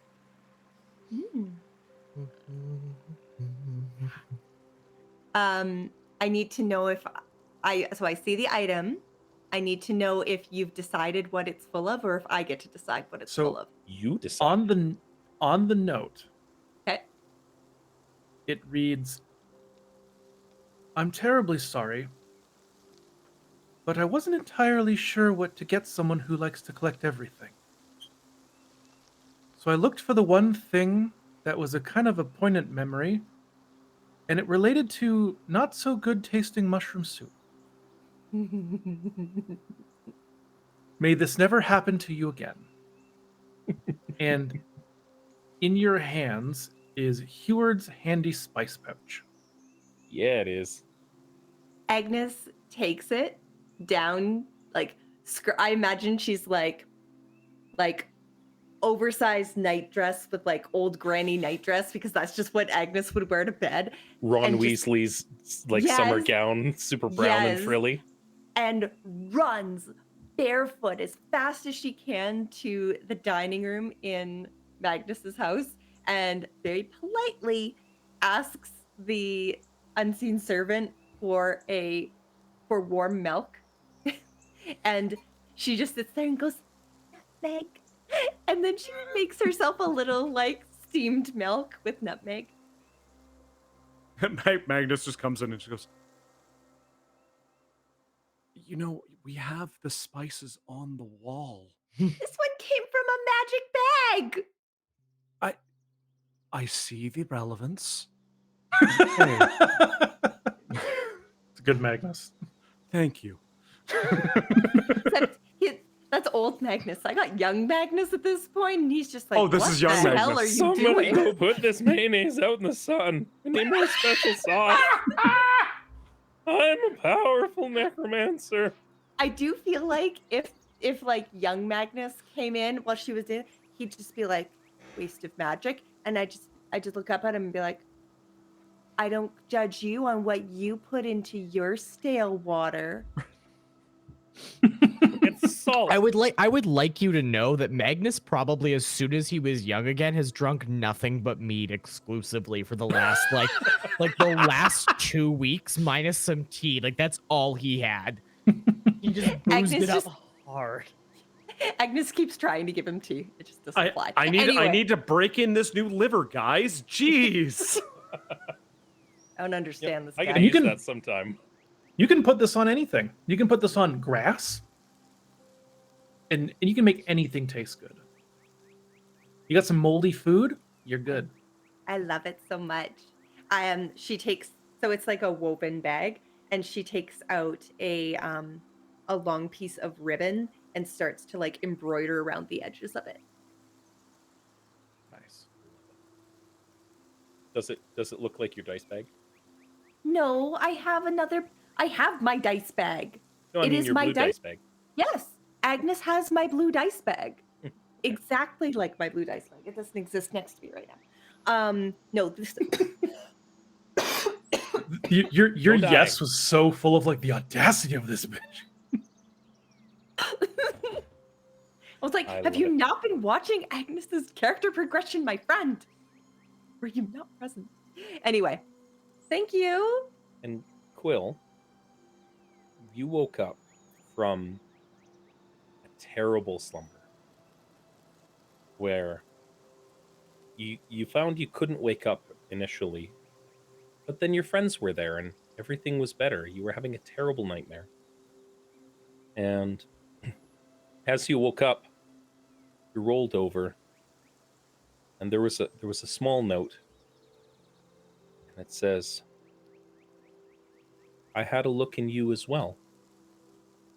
And one of the worst memories you ever had was when that bitch stole your fish. Let's never let that happen again. And there's a small piece of wood about yay big. And when you touch it, it expands out into a 10-foot fishing pole and schlumps back in. And I'm not going to do a Quill.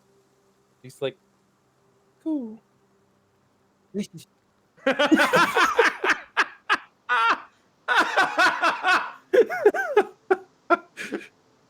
I'm gonna steal that stick one day.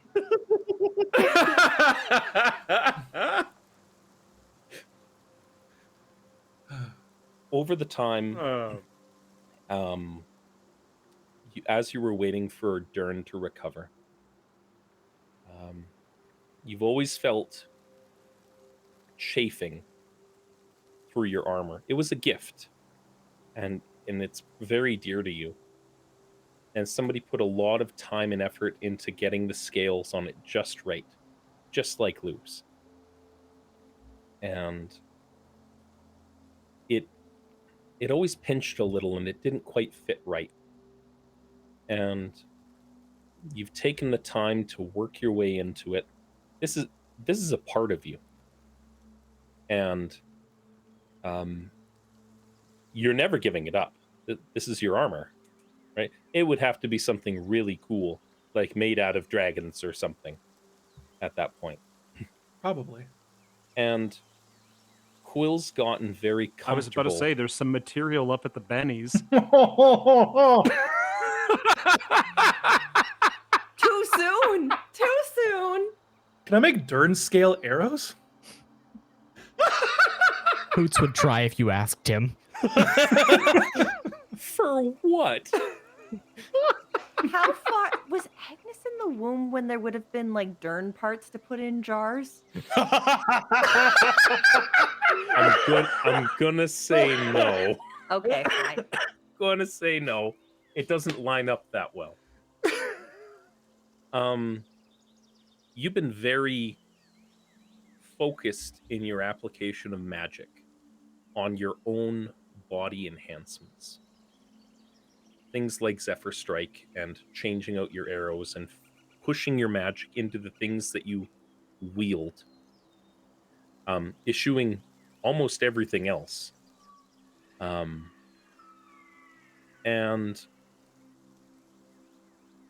you give it a try with your armor. And a little bit every day where you got really good with that pass without a trace spell. And it would only take a little bit of that same sort of thing into your armor, and it's just, you just got to tell the armor to shut up a little bit. Just a little bit, because it's a little too squeaky. And with some practice, you're finally able to walk without creaking and exude that into your armor. And it doesn't pinch at your armpits and your toe beans on the greaves very much anymore. And you found that by loosening a few things and giving it just the right amount of like Dern oil, we'll call it, because that's what Dern's parts went towards, is oiling up Quill's armor. It needed a new shiny sheen, a real dragon sheen. You find that you find that with a little bit of help from Dern and a little bit of your own magic combined, you're able to utilize the majority of your dexterity bonus while using your armor. It doesn't make any disadvantage on stealth checks things anymore. Woot woot, in the boot. Woot woot. Oh, there he comes. Yeah. And with that, we come back to the now. Oh. Tappy tappy. Hi. Can you hear me? I can hear you. Yes. Is this You're the tapping plan? your mic very loud. We're all just gonna like tap our mics and start an ASMR stream. Sorry, it gave me a mic not working. No. As the person who's editing this podcast, no. Sorry about that. It was telling me my mic was not working. That is fair. Were you about to lick your microphone? I did. I wasn't sure if it came through or not. James fixed all the compressor settings. We can whisper as much as we want and everything comes through just fine. Well, I mean, to a certain extent. You still have to make noise. I am making noise. You're certainly making noise. So Great first as- episode of as the you were- podcast, everyone. I love it. As you were So- saying, all about As I was me. saying, allow myself to introduce myself. Yeah.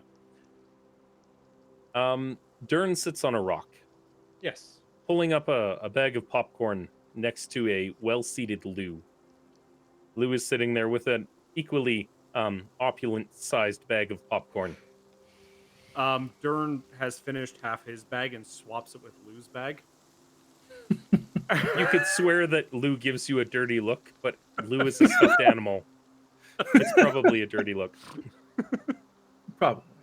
And Jules is sitting on a rock beside, on the opposite side of you, Dern, and he's smoking his pipe. And you got the two kids out in front of you. And Jules says, hands only this time, kids. No weapons. Lita, this is about control. No flying or weird spine shit.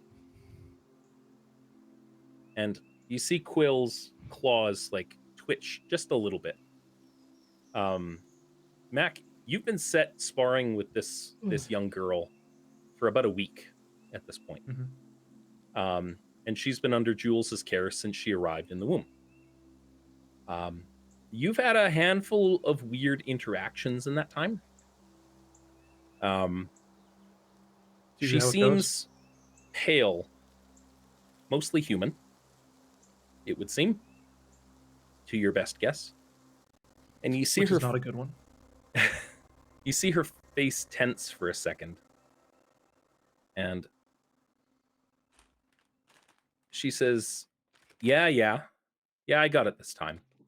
And you see her shoulder go and pops back, and her hand splits open, elongating into long black crystalline claws covered in some kind of slime.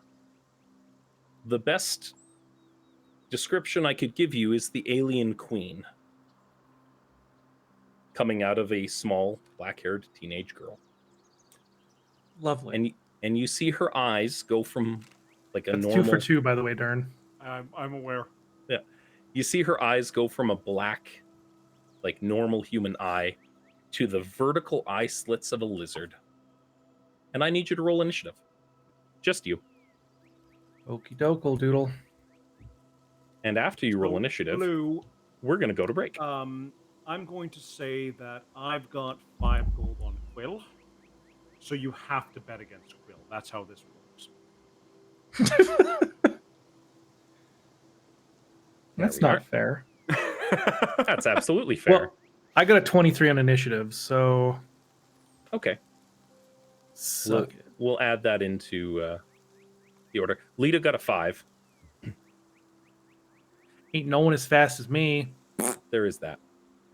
Who was it beside us again? It was I'm bad with names. That was Jules. As you can see on the map over here, you and Jules are sitting side by side. I don't see a map. Yeah. But Dern still leans over and goes, so I've got 5 gold on Quill. Are you putting money down on Lena? That's not what this is about, son. Matt, can you still not see the map? No, I can see it now. All right, there you go. Dern puts down another 2 gold and just looks at him. He reaches into his vest and he throws a small bag. And yeah, with initiative rolled. Oh, I'm sorry. Agnes is watching off in the distance. Just put me somewhere so I can see what's happening. Yeah, that's fine. She like eye slits and then lunges for Quill, and Quill's claws twitch. And we'll take a short break and then revisit that when we come back, because it's just about 8 o'clock. So I'm gonna kill her. You know, probably. I mean, she's a young teenage girl that is fresh and new here. So there's a reason that Jules is specifically saying not to use weapons. Was that no spells either? Claws. Can I use spells? Look, Quill makes his own rules. I don't tell you what to do. You live your life. Cool. Yeah, let's take a little break. We got 5 to 8. Why don't we do? Yeah, we'll do 10 minutes or so, give or take. Go do human things. And we'll be back in like 10-ish minutes or so. We'll see you guys in just a little bit. We'll see you soon.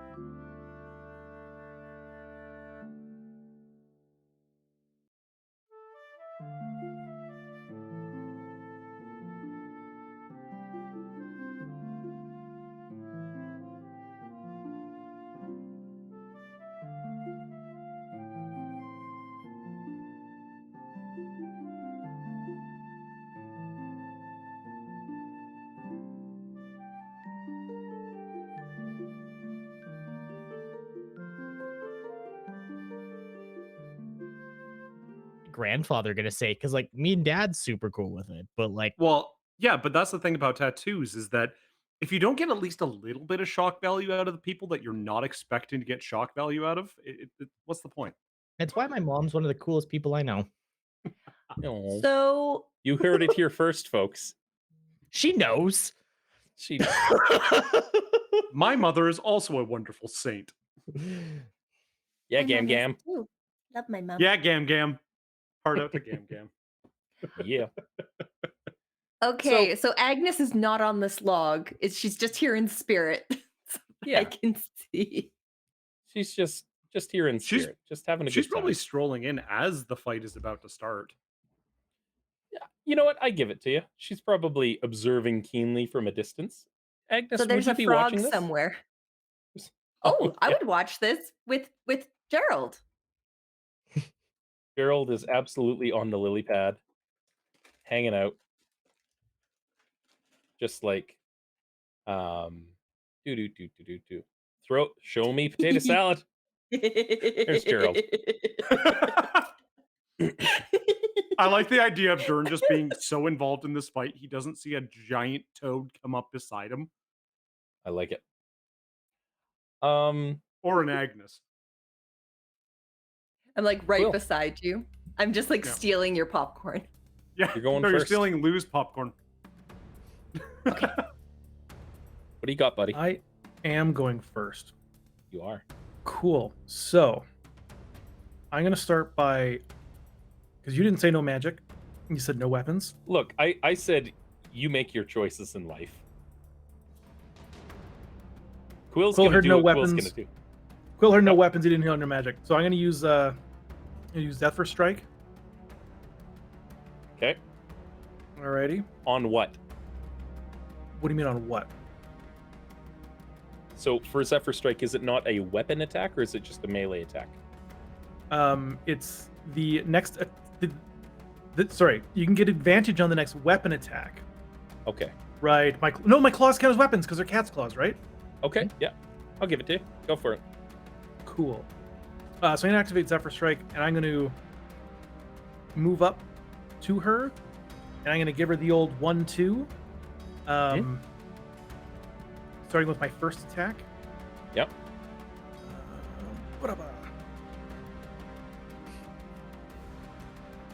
That looks like a 4 8. to hit.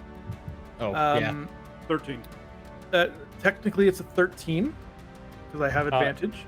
You are not using your archery fighting style right now.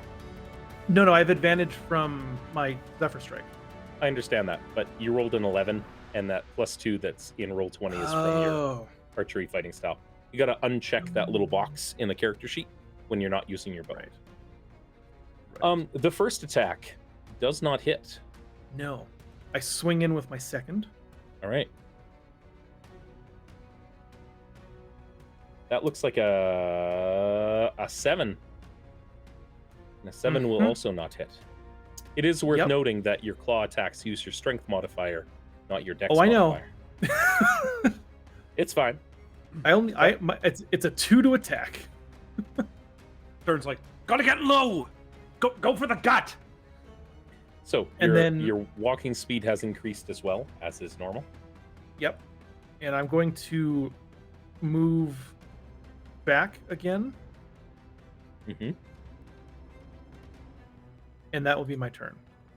Like, I get really low and I put my claws out. I'm just frustrated I missed. I'm going to move Quill down just a tiny bit to keep you on the map for the audience. So, because I can't pull you down any further. So. Yes. You're reasonably right there. You dodge your way back with your kitty-like agility. And it's Lita's turn. And as a bonus action, her eyes kind of narrow and you see those slits go white. She lets out a and goes into a bloodthirsty, murderous rage and comes swinging claws at you. Because you've got claws, she's got claws. And she goes, you know what? I'm gonna make her attacks visible for you guys. because there's no reason to hide anything here. We're gonna go claw, claw, claw. Oh my god. What was the Um, first of those 3 that you rolled, though, that you re-rolled? That was a 19 on the first one. One so- of those hits. Okay, so a 22, a 25, and a 22. What? Why That's she has a- advantage? As a barbarian, when she recklessly swings all of her attacks at you and goes kitty, kitty, kitty, kitty, kitty, kitty, kitty, kitty. Starting at level 2. She Okay, doesn't have a when those lot. all hit. Doesn't have a lot, but she technically is a barbarian. That's 21 points of damage to you. Sorry, 27 points of damage to you because I forgot to include the rage bonus damage. And she's breathing heavy. She's looking at you. She's like twitching a little bit, and you see her shoulders still like going just a little bit. What's your passive perception? 15. 15. You start to notice, like, as she like claws at you and moves, because again, combat is not let me stand here and hit you with my big attack and then I'll stand here and wait for you to hit me with your big attack. It's a movement, it's a dance. And as you're like bobbing and weaving and zipping around her, you see something kind of moving under her coat a little bit, like pushing out against it. And it's your turn. Cool. Next quick question. Shoot. Do other things in my... I'm assuming I'm not wearing my bag. Never mind. I'd say you probably have whatever you would use to train a young girl. If Quill was going to use something creative in a fight, he would probably have put it on his person. Okay. Just debating what the smarter option here is. What is the smarter option? Well, this thing just friggin' came at me and dealt more damage than my claws could do in 5. Excuse me, attacks she that hit. has a name. Sorry. Sorry to... I don't remember its name. Her name is Lita. Lita. Lita. Okay. I should I'm- actually modify that token and give the audience the ability to see that as well. There you go. The token's name says Quill. Your Oh, no, it token. doesn't. says- I see. There you Okay. Hey. That's not great. That's a lot of health. I'm going to still having up. Oh, I have to roll concentration, don't I, for my Zephyr Strike? I believe so. Yep, Double it's check here. concentration. Technically, it would be 3 concentration checks because you got hit 3 times. But isn't it only if it's a certain amount of hit points? Every instance of a single point of damage, Okay. I guess I will roll. it's 10 or half the damage, so it's going to be 10 every time. Yeah, you're fine. Cool. My Zephyr Strike is still up. I kind of like freak out, and I'm gonna peel back again. I'm going to move my full 30. It just doesn't look like I'm doing it. Yep. So that I'm still on the map here. Okay. And actually, as I'm running back, as I kind of peel around her and get to here, I'm gonna turn back, and I'm going to, from my hip, grab a flask.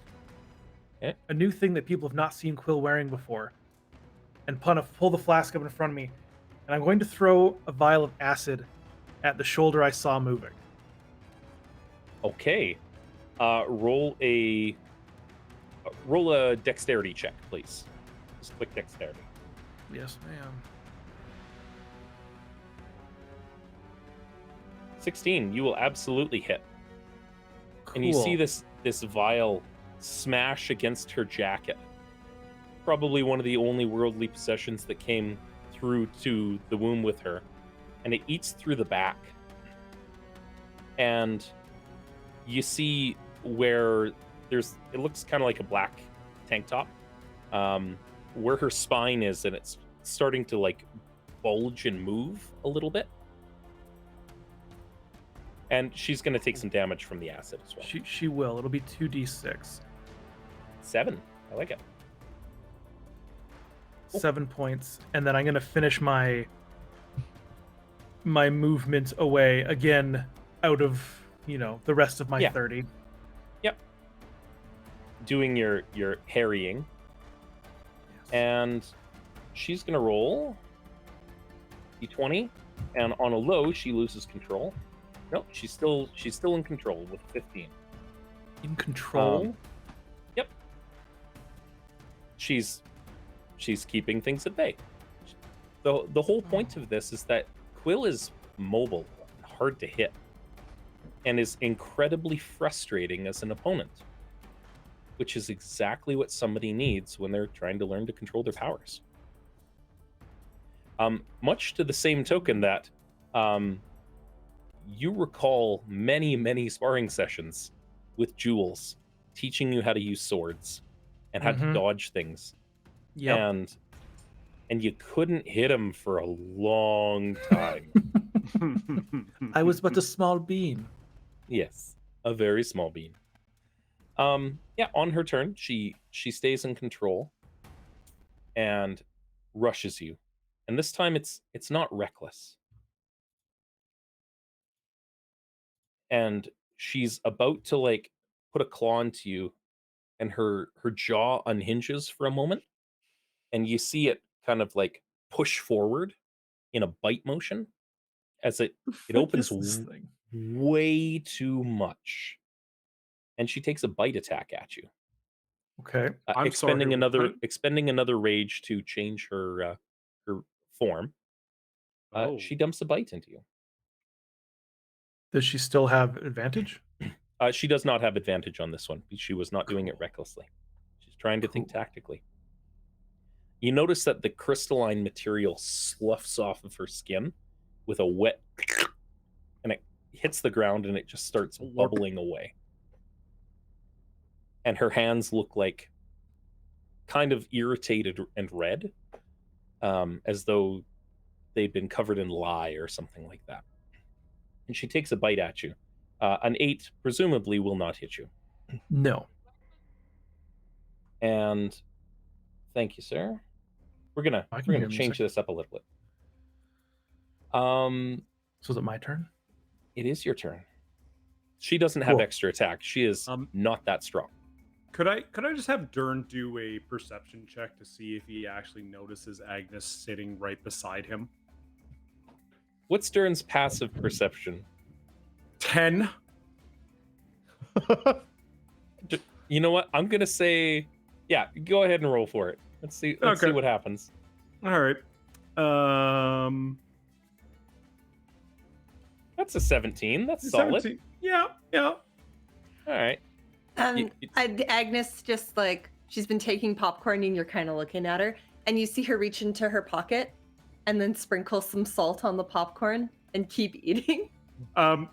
Dern trying to keep his like emotions down for a second, just going like, right, Agnes? He's just like, we'll celebrate after this battle. And then he continues eating the popcorn. Agnes, Dern's limbs look weird. Like he shaved off his scales on his arms. And it's not like off-putting, but it's like when a noticeably hairy man shaves off all of his arm hair and generally like rolls up his sleeves. You're just like, something is different about this man. Have you seen the buff arms put on R2D2, or like arms and legs put on R2D2? Yeah. I'm literally just imagining those arms and legs on Dern's torso. Yeah. I picture like Agnes, Dorohedoro.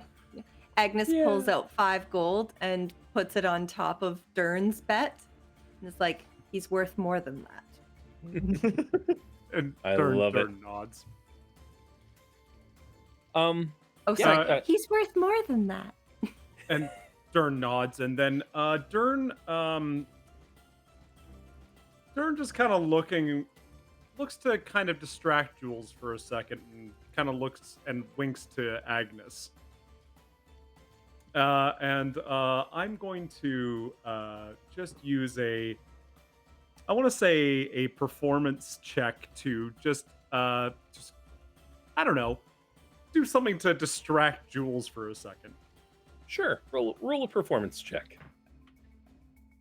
It's only an 11. An 11. What kind of thing are you trying to do? It's going like, can you tell me what that black blob on the ground, like right there, is? Like specifically trying to point him away from Quill.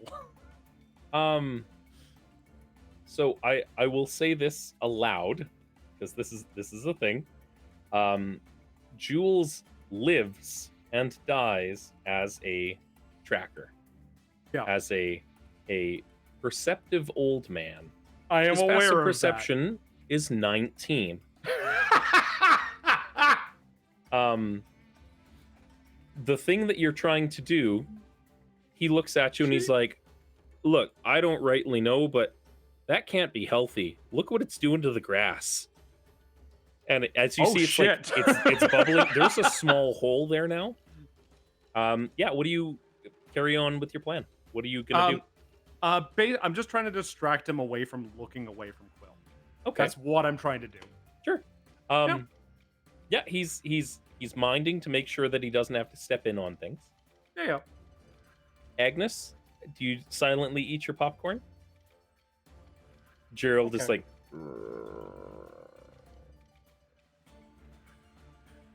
I hand Gerald a bug. Hoots is busy bathing in a coffee. Now they can fill a tub with it. Hoots, at this point in time, I will say, has been back in the womb for well over a week. He probably said hello and then got to work doing some stuff. Because nothing informs your inspiration like time away. Quill, it's your turn. Cool. I'm going to be annoying. I move back around her, and then from another bag at my hip, I toss a bunch of caltrops around her at her feet. Yep. And then I continue my movement out of the way.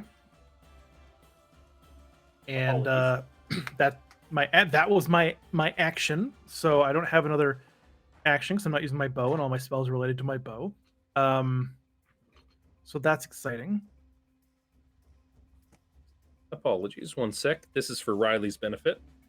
I haven't used this BlackBerry playbook since I last played Albrin, and it's been screaming at me that the battery is dying. So our editing is going to take a little bit of a hit on that. I didn't hear anything over on this side. That's fair. Me neither. I'm pretty sure my mic picked it up, but we'll see. All right. So you move your way back. Yeah. Just watching, waiting. That's all I can do. All right. My caltrops are in action. Okay. She looks and she's kind of surveying a little bit. And again, I'm going to see if she can think strategically. That's a natural one. I'm going to say that Lita loses all sense of control. And with a murderous rage through the new hole that you threw into her favorite coat, you see these black ichor-soaked leathery wings sprout from her back, and she ups off the ground and dive bombs at you. And she gets most of the way in on an attack on you, and you're waiting, and in a true learning fashion, because this is mindless, she's not hitting anything. You stop her, move out of the way, and realize, like, you're faster than her. She's not going to be able to hit you.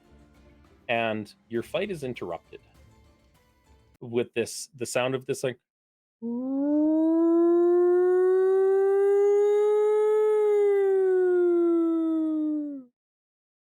echoing through the trees. And Jules steps in and, like, holds her back for a second, and it takes a moment for her to regain her composure, and she's like, and you see the wings like kind of ash away from her body and slough down onto the ground. And again, that coming through. And after the clacks and rings, you hear calling through the trees in almost a robotic voice. It sounds kind of like Lasharius, that dragon lady that kept floating around Dern. And it says, initiating Dandy protocol. Repeat, initiate Dandy protocol. Terrestrial attack detected at G6, G7, G8. Aerial incursion located inside perimeter at DB1. Dostocks wide. Dern immediately stands up and goes running for his armor. Following the as this comes through, you see Jules reach into his belt pouch and pull on a blue armband, as is the norm during the Dandy protocols. Quill, roll me an intelligence check, specifically because it's Quill. 15. 15. You remember specifically hearing that, like, the armband isn't magic, but it protects you against the defenses of the womb. If things are going to target you, it's not going to target you if you're wearing the armband, and that's why Jules was putting it on. Agnes, you hear the same. Mm-hmm. Hoots, jump over to you as this announcement goes wide from the kitchens, as a pre-recorded message goes over the and he sets his tools down and he puts his goggles on and gets to work. And unfortunately, I can't do this because I can't share it, but you hear, like, you swear it's coming from the kitchens, and it's just like shipping up to Boston, starting in on things. And you see Hoots specifically, like, you put stuff into a bag and get yourself ready, and you're out the door, and you burst into a warehouse, and there's a massive, like, tube slide that goes down, and there's a bunch of people working all at the same time, and they're loading this massive creature up onto a platform, and it's at least 25 times bigger than Hoots. Like, it's larger than that Warforged juggernaut that you fought. Right. And it's got this conical looking helmet that comes out the back, a la the Rocketeer, a classic piece of Canadian cinema. And it's got a single glassy eye in the front and a rocket strapped to its back. And it turns and it looks, and it's like, I've got a rocket on my back. I'm a spaceman. And it echoes throughout. Hoots, as you are wont to do, the platform is yours, sir. You are muted if you are speaking. I am muted. So I'm imagining Hoots has been prepared for this situation. And it's literally, it's like a pair of bioluminescent, like, fungi that have grown onto, like, 2 sticks. And it's literally him, like, getting ready, being like, okay, and stop. And we are go. And he starts to, like, spin for, like, engine run up. Like, basically the same thing. And you see this huge-sized Cyclops sit on the platform, and he wiggles his butt a little bit as though he were winding up, and he's like, Launchpad McQuacks. And he reaches over and he grabs one of the people that's, like, standing beside the launch pad that probably didn't intend to be there, but they're here now. And Hoots in the other hand. And you are dwarfed in this thing. And he's like, I'm a spaceman! And the rocket ignites and starts shooting him up into the sky as Dandy takes off. Dandy. And you see Hoots' feathery face go like, because, rockets. And it shoots up, and he positions you up on either of his platform shoulders, and Dandy can only move in straight lines 200 feet a second, because it's a goddamn explosive rocket, and he's not made to fly. Now you have two choices here, Hoots. Are you going to perimeter G6, G7, G8, which is outside of town? Mm-hmm. Are you going to the DOS docks inside town? Am I piloting No. Dandy? This is your decision. So this is me abandoning Dandy at some point and choosing where I land. If you roll a persuasion check, maybe Dandy lands where you point out. Either way, it's going in the same direction for the moment. And he's like, That's a 10. excuse me a moment. Hoots is very smart. Hoots looks over at Dandy and goes, is there any chance we can make the DOS stocks work? This is like a call of somebody who has flown in a biplane. And So Dandy... He's like shield on arm, held on to the side, shotgun like strapped to his chest, holding on and yelling in Dandy's ear. They haven't quite invented analog headsets for a giant cyclops with a rocket strapped to his back. Yeah. That's next year's model. It's literally just a hole with two horns stuffed on either side. Yeah. Aubryn's quote for service was too high. And he's like, I'm firing my laser. And he shoots down, altering trajectory at the end of a 200-foot burst, where he could have kept going, and crash lands immediately into the ground. Hoots, I'm gonna give you a dexterity saving throw to see whether or not you bailed out before this happens. It's a 19. You're like, you pull the ripcord Oh. and your wings shoot out, and you're like, The other poor bastard in the other hand, on the other hand. Like Hoots like sees what's about to happen, looks over and goes, it's time to jump. what? Oh, he's like, oh. No. And with a natural 1 on the dexterity saving throw, Dandy lands, and he looks at his hand, and he's like, uh-oh. And he looks up at Hoots, and he just like raises his palm into the air, and the man's just like,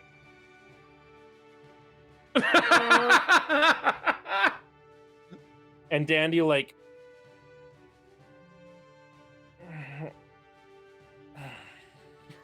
and rubs him against his belly, and then he does this and like puts him in a tree. This man took no fall damage? Dandy took fall damage. He gives a fuck. Okay.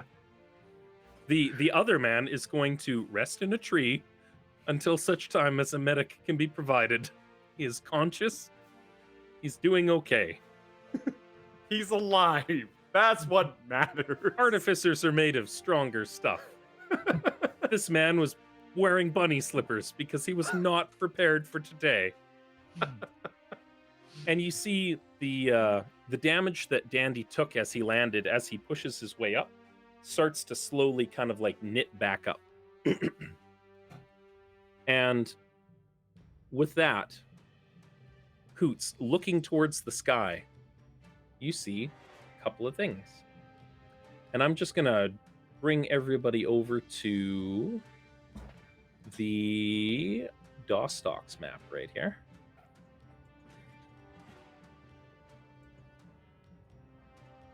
And clear the turn order. What monstrosity have you guys created in the dust? And I'm just going to. I did not expect the Dandy should I Protocol be? to be Oh, a thing sorry, where named should I Dandy. be? No. There we go. There we are. Is that just, Dandy the purple thing? No. No. No, it is not. Dandy wasn't necessarily going to land here. We're going to say that Dandy is crunching this fountain right here, down to the bottom. Dang, you really take off half my hit points and then throw us into this, huh? Oh yeah, that's the whole point. Cole's gonna drink a health potion on his running over. Yeah, Jules will probably dump something into you. Okay, what am I at then? You give me a Durham second. can put the extra in on lay on hands. You heal 20 hit points. Okay. You're fine. You're fine. You're fine. Don't worry about it. Fine. And yeah, we're just going to. I'm going to see if I can adjust the map just a little bit to make this a little easier for folks.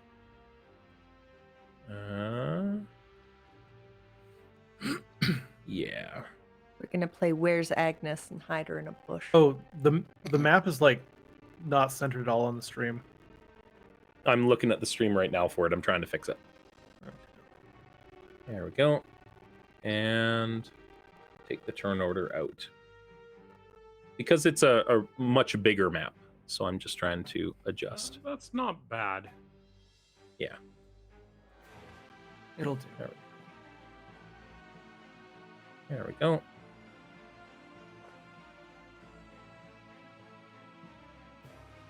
Best I got for the moment. Okay. It's cutting off a little bit, but see if I can adjust this a little more. Also, hold on a second. Did you say that there was? They called for 2 of these, and one of them was outside where we were. Mm-hmm. Does that mean that this girl is setting off the Dandy Protocol? No. G6, G7, and G8 is outside the womb, north of the womb. Okay. Around the area where you either take off towards Orenstrad or head for the Mortal Lakes. Okay. And with that, that's reasonably okay for the map. I can adjust that as need be. I'll just do it in OBS as we go. There we are. Dandylands. Hoots, you are reasonably beside Dandy, floating around. Yep. And above you, everybody can see the map at this point, I hope? Yep. Mm-hmm. Yep. Cool. Even though you don't have a character there necessarily? Yep. I couldn't see it, so I put myself in a bush. Sounds good. Oh, one of the art pieces is missing. Bear with me just half a sec. I was playing Where Was Agnes for a second there. I was trying to see where you put her. Since Quill still had Zephyr Strike up and he can run at double speed, he went and picked up his Caltrops first because it's bad to be wasteful. That's fair. Just very what- carefully. What you guys Oh see no! There's grass in that bag and folks in the grove, are you going to hearing the alert that you had, are you heading north towards out of town, or are you heading to defend the town proper? I think defend the town proper because that's kind of what the paladins I think are supposed to do. Okay. I think that's mainly the Benny's job, is to get into town and protect the people. All right. With the choices, taking Dern's lead, Mac, you do not have to run an NPC. And Dern, you do not have to run an NPC. Callahan is out of town, riding a flying nightmare horse, shooting the fuck out of some trollkin. Pew, pew, pew. Melissa, please drag Eula onto the map wherever you feel that she would be. David, please put Benasha onto the map wherever you feel she would be.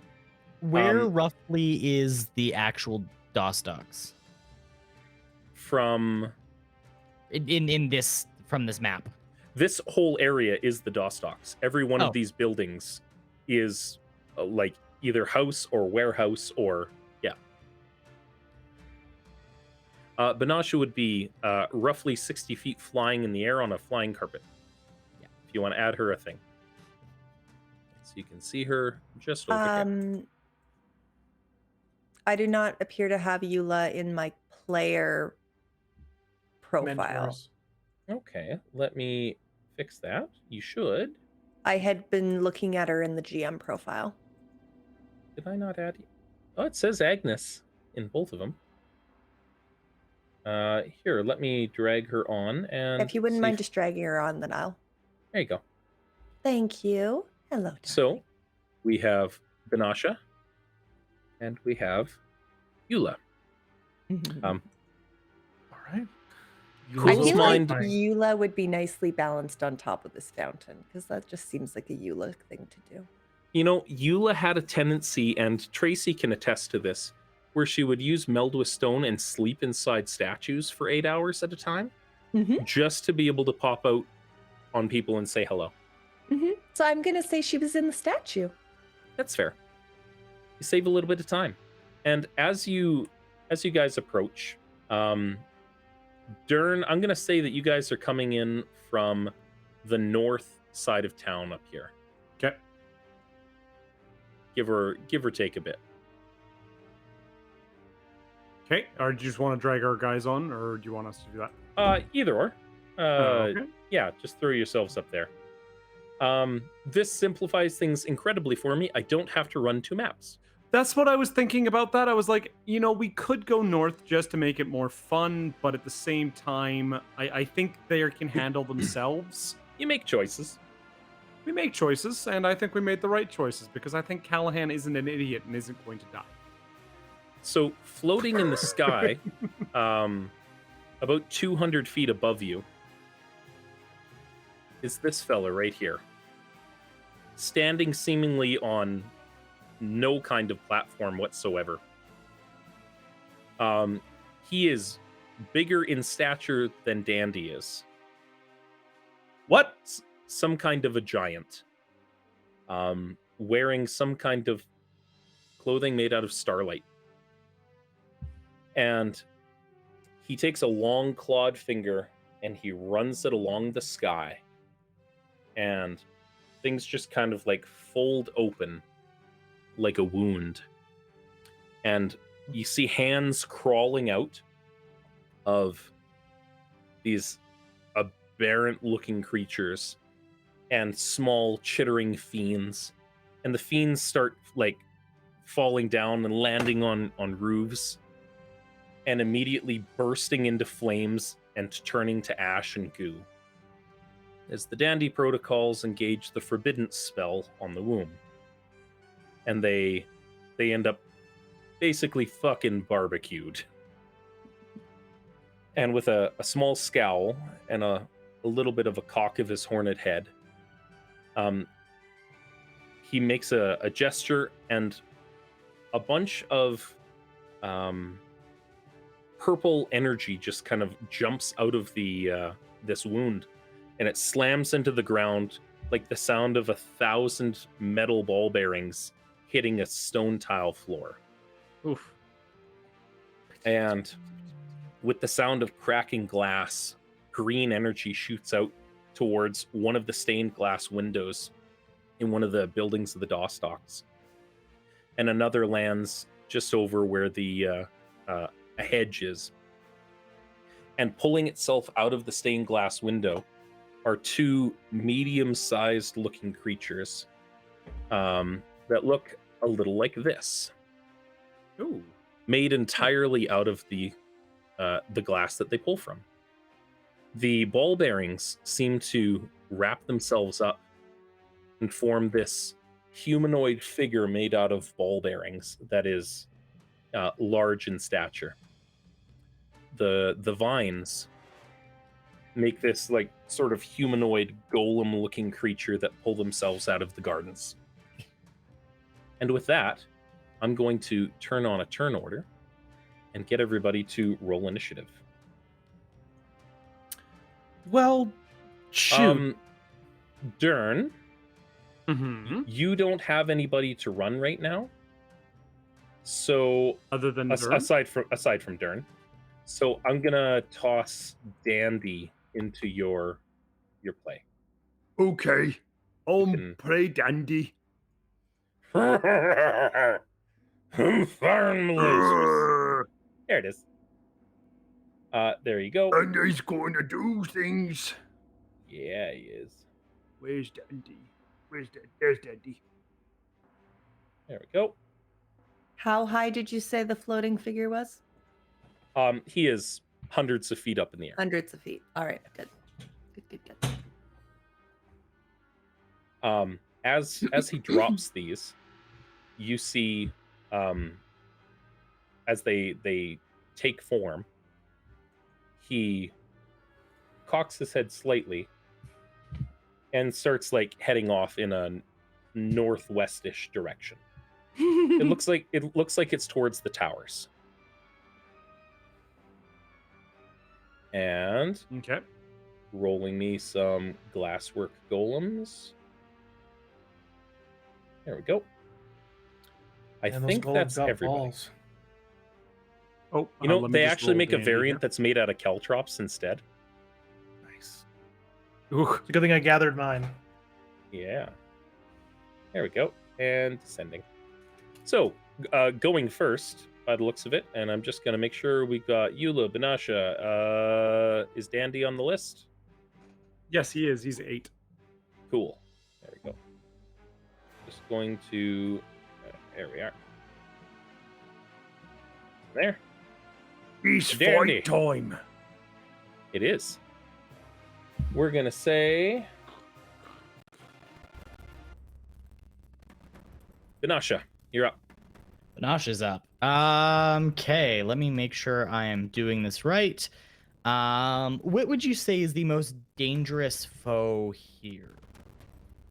That she would be aware of? Yeah.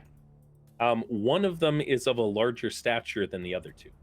Okay, I want to make sure if it was like more obvious than anything else. Mm-hmm. Go to there then. And what we're gonna do is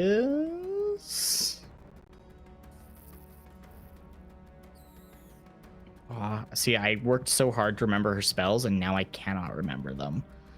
The majority of her activities are on the bio sheet. Yeah.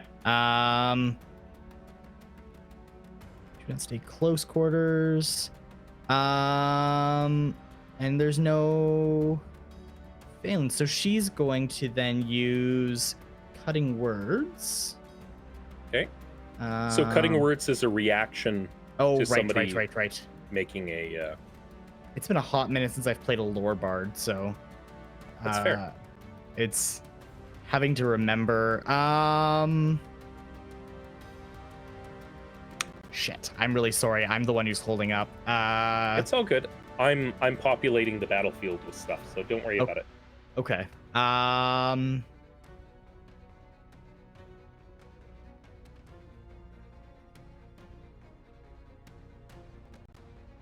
What would you do?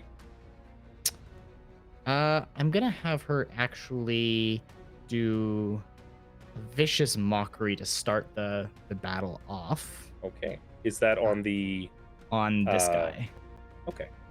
So, the bearing golem, Mhm. I believe it's a wisdom save? Yeah. So I'll need a DC 8 wisdom save or take 8 points of. He takes 8 points of vicious mockery damage. I think... Oh, he takes no damage from it. Okay.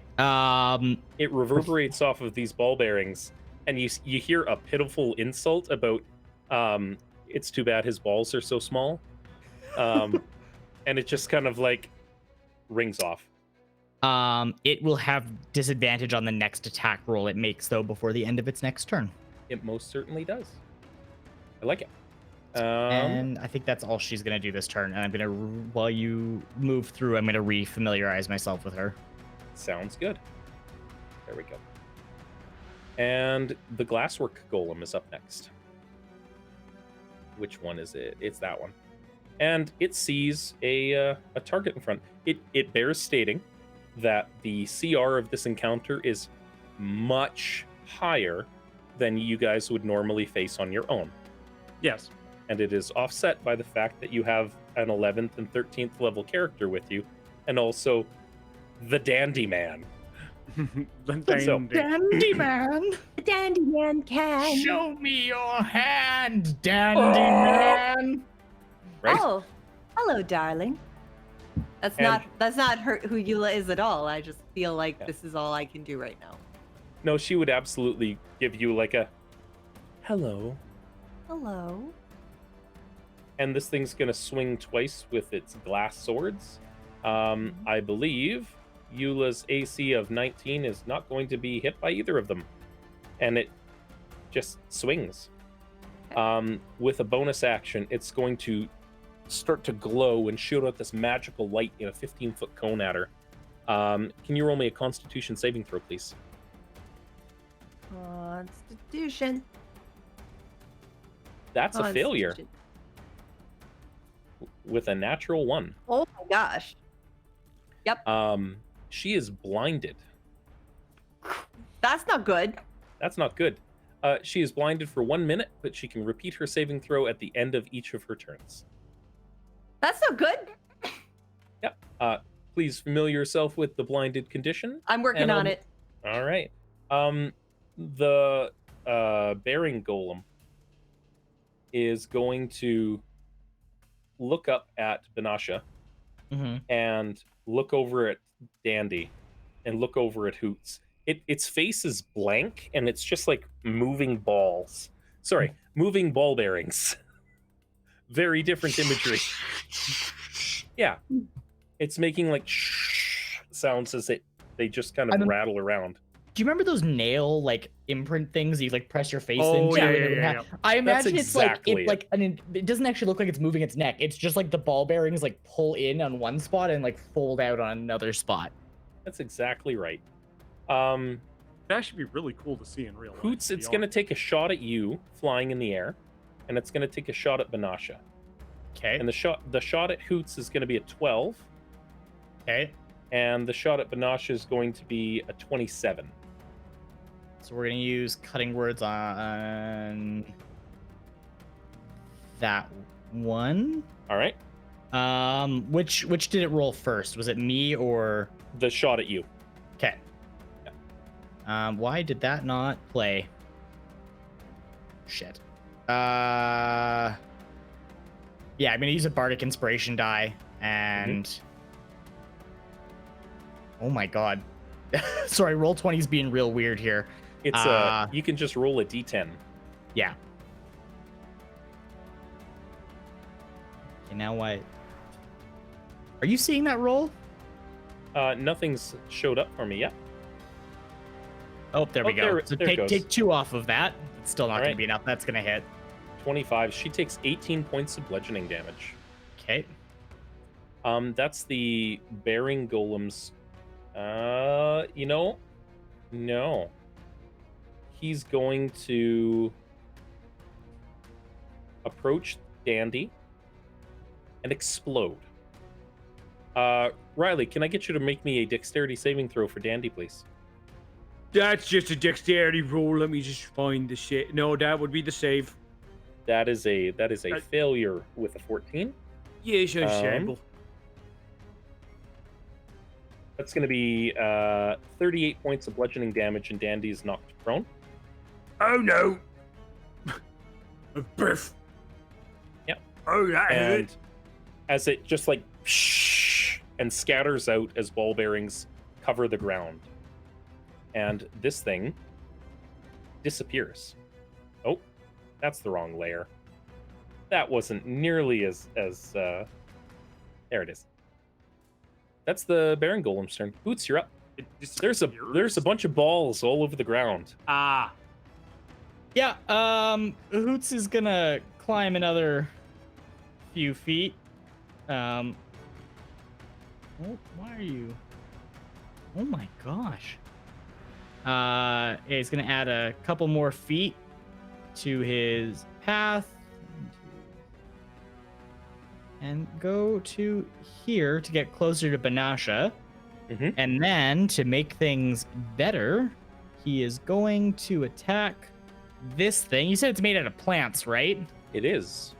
Okay. Looks like it sprouted out of that hedge. Yeah. Hoots is like not realizing Agnes is there because he hasn't seen her come out of the bush yet. He's gonna spin around, notch the shotgun into the shield, and go, "Oh, Aggie, I'm really sorry."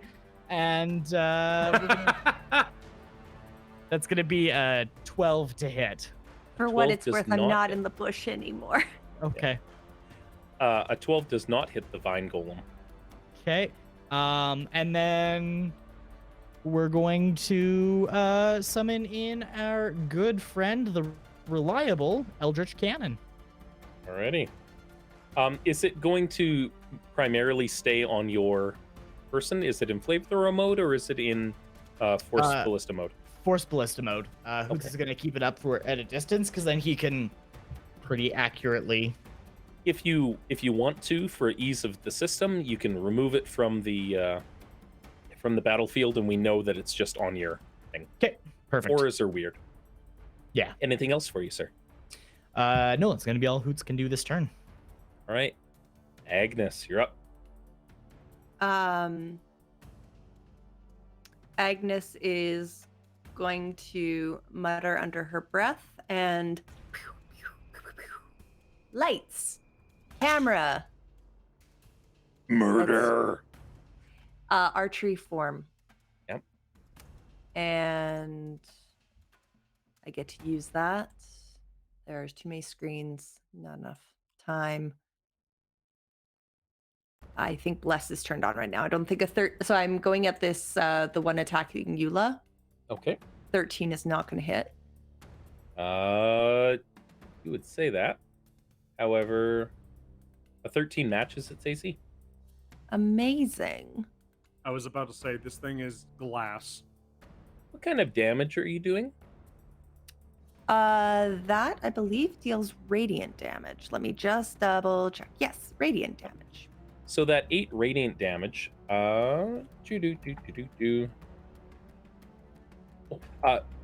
hits the thing and careens off and goes wide. Okay. Then I am also going to use my produce flame on it, and then I will think about what else I can do. 13 matches it, 11 fire. 13 matches.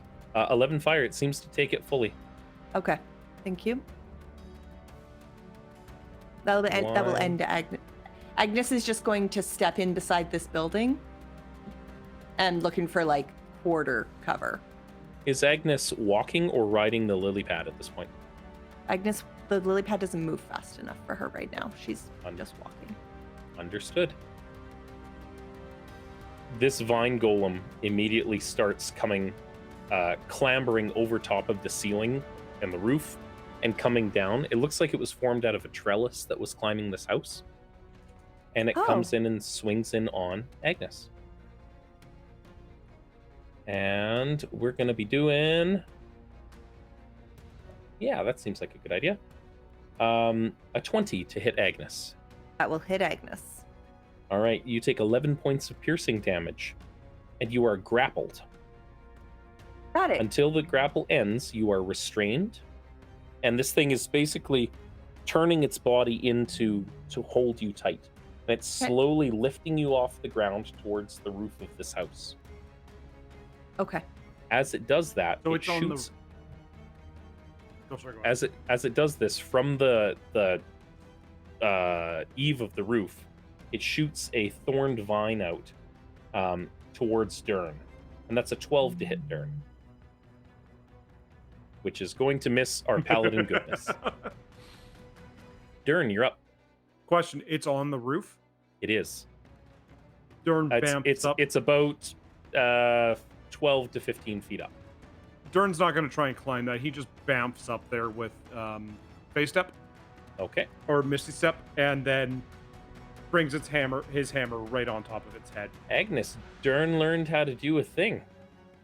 Yeah, you just see, like, again, silver mist just kind of appears up on the roof with a hammer comes swinging down on it. All Good right. job, Dern. Thanks! I gave my name to a fairy! Agnes goes from 13. elation to horror. And 6 points of bludgeoning damage into it. As the hammer hits it, Mhm. You feel it like it has a lot of give, a lot more than it should. This thing is normally resistant to bludgeoning damage, but not from the calabash, it seems. No, and you know what? We're gonna throw in a level 2 smite on it. So All let's right. just start things off right. Is your smite working this time? I Let me couldn't see it rolled try. last time, so No, that's what it does right now. It doesn't Oh. have the damage in my thing right now. let me adjust that for you quick, just for ease of use. Oh, So if you see where it says global damage modifier underneath bless, yeah, and divine underneath all smite your- right there. if you just click the 2d8 radiant, it'll just roll 2d8 radiant for you. But it's 3d8 right now. Okay. Yeah, which is fine. I have an idea for that. I will do that. Sure. But right now I'll do that, which is 10 damage and then an additional d8, 18 extra damage. 18. Yep. Hits this thing pretty hard. And I'm going it to recoils attack back again. just a little bit. A 16 will absolutely hit it. And you know what? I'll throw in an extra level 1 smite there as well. All right. For an extra 19 points So- of damage. Yep. This thing is... Please drop my friend! It turns, and it doesn't have a face. It's just got vines that have come together into a single, like, point. And like the Yep. Demogorgon before it, it just like...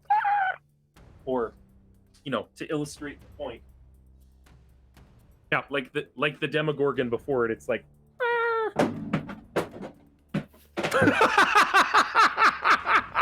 See, the Demogorgon was very powerful. Yes. And it was It just holding up affected a the bunch of D&D Dungeons and Dragons books behind me. That's Go staying back in and the do your podcast. job, buddy. But yeah, no, Dern will end his turn there after bashing that thing in the face. All right, gotcha. Does it drop Agnes, by the way? It does not. Oh. Not doing that thing. Quill, you're up. You are I muted, call sir. up to Dern and I go, "You guys got that one? I think so! We're Okie fine. dokie. Perfect. Very good." We're fine! I'm gonna kind of run into here a little bit, and I'm gonna shoot at this glass one. Okay. Before I do it, I'm gonna cast Hail of Thorns, Okay. and I'm gonna go for my first attack Mhm. with my bow. It looks like a 22 to hit, which hits. Okay. We're gonna start by marking it as my favored foe and doing that one extra D4. Yep. For So another that adds 2. up to 11 damage on your first hit. Yep. So when that first hit hits, Hail of Thorns comes out, so I needed to make a dexterity saving throw. We'll try and do that. That's an 8. Nope. So it's going to take another 1d10. Eula needs to roll a dexterity saving throw as well, please. It's at disadvantage. Yep, because she's blinded. 13. Quill, what's your spell save? My spell save is 13. Cool. She just barely makes it. I totally The- forgot about her. She blended glass into the work- pond. The glasswork She golem. was in the statue. She came out of the statue The glasswork as golem part does of fail. joining the battle. Okay. Isn't she on the other side of the statue? So wouldn't she be like safe? She is within 5 feet of this thing where the spell is erupting out from. Gotta use that environment. All right, 1d10. That's 4, so she'll only take 2. And it takes a full 4. Yes. And then I'm going All to pump my next arrow into it Mm-hmm. for another Another 6. 22 plus 2. Yep. It's For not another plus 2 6? because you don't have bless right now. That's archery form, I think. Oh, that's That's your archery. archery. Sorry, yeah. So 24. 6 points. All right. Yeah. Cool. That's a lot of 22s you just rolled, by the way. I'm just going to throw that out. Yes, I rolled 3 22s plus 2 in a row, technically. Yeah. And yeah, that'll be my go. All right. Eula. Eula can't see anything, but she knows where the creature was before, so you can only take disadvantage once. And she can't do any of her normal stuff if she can't see. So she takes 3 Eldritch Blast attacks in the direction of the glass thing. All 3 of those would be at disadvantage.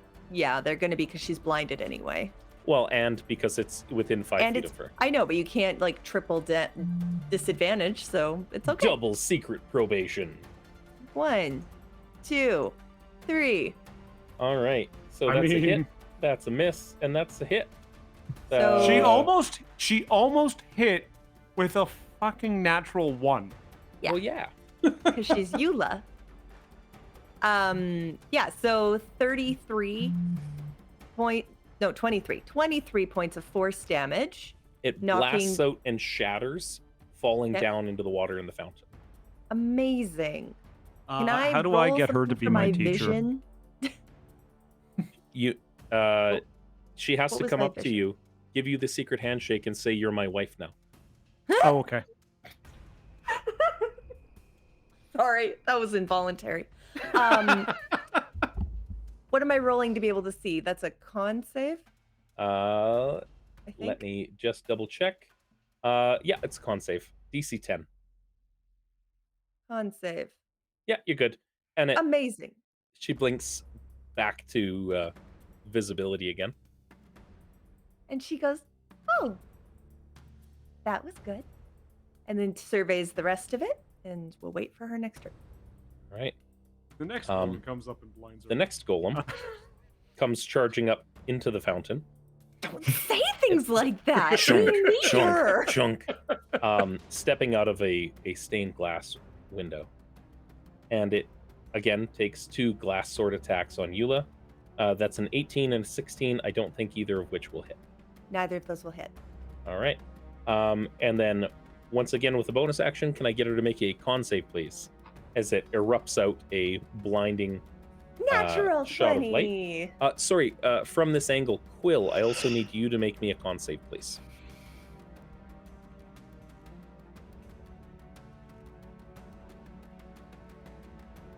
Yeah. An 11. You just make it. You are not blinded, although the light is very bright.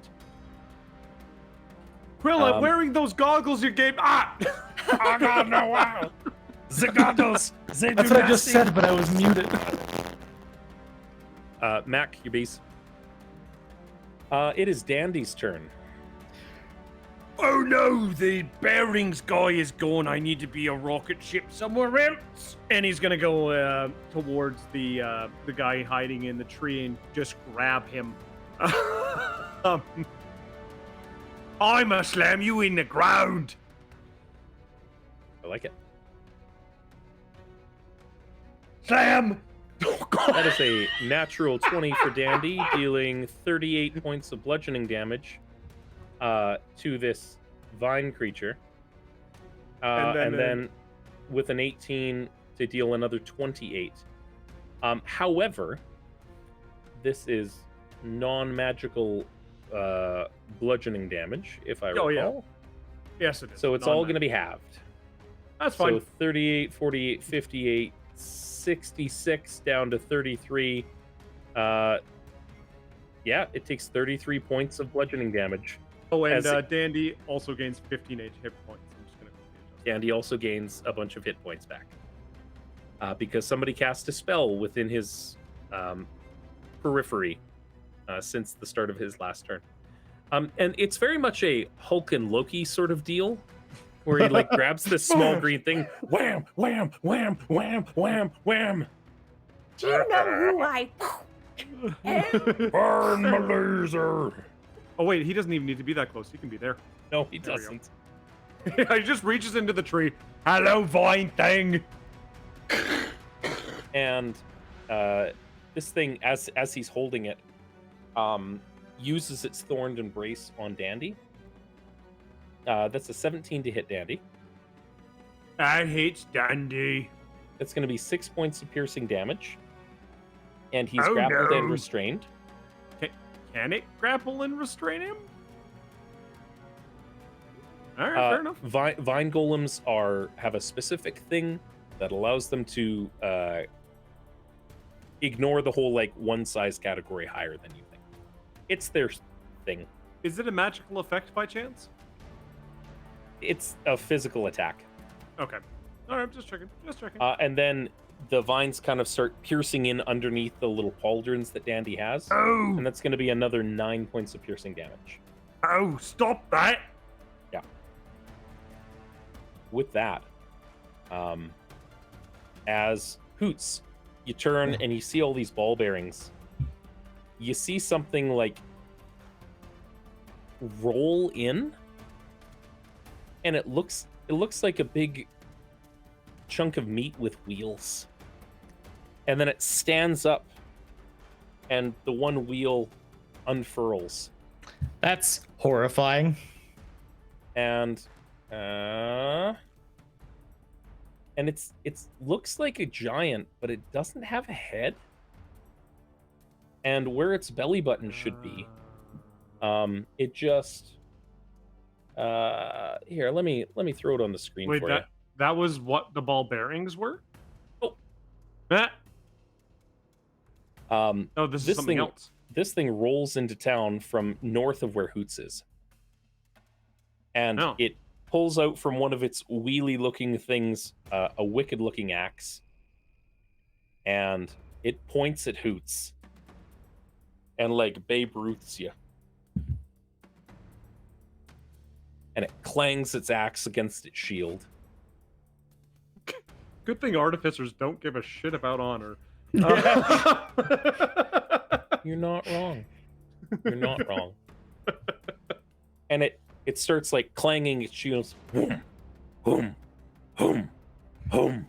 And it starts like swaying back and forth rhythmically. And holds its axe. And it waits. Benasha.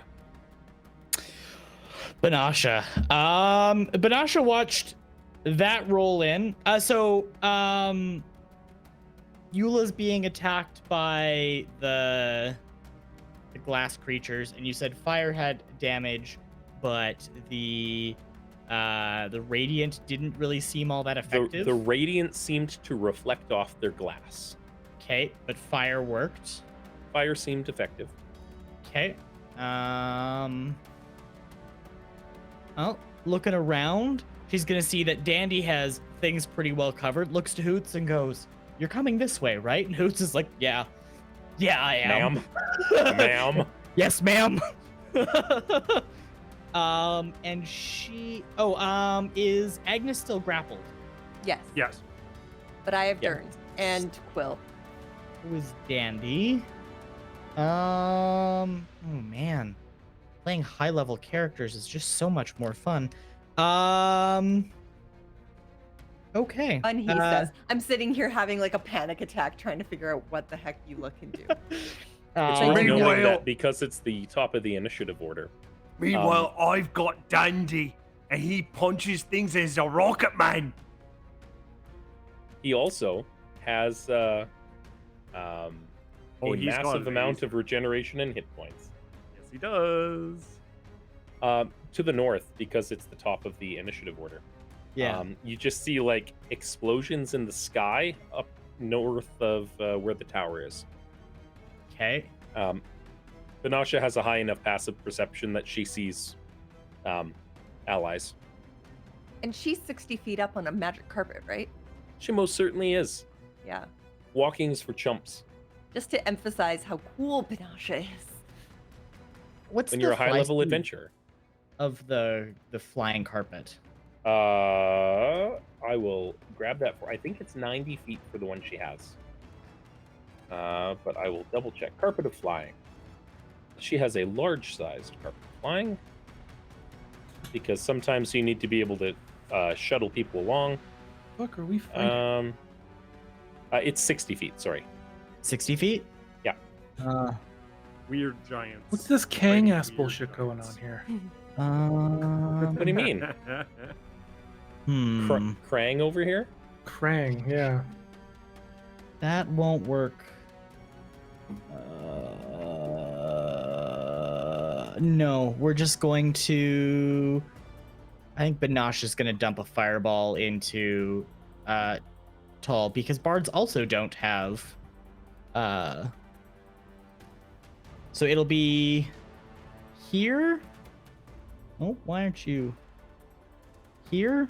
Should be good to not hit Hoots. Yeah, I need an 18 dexterity save from this thing.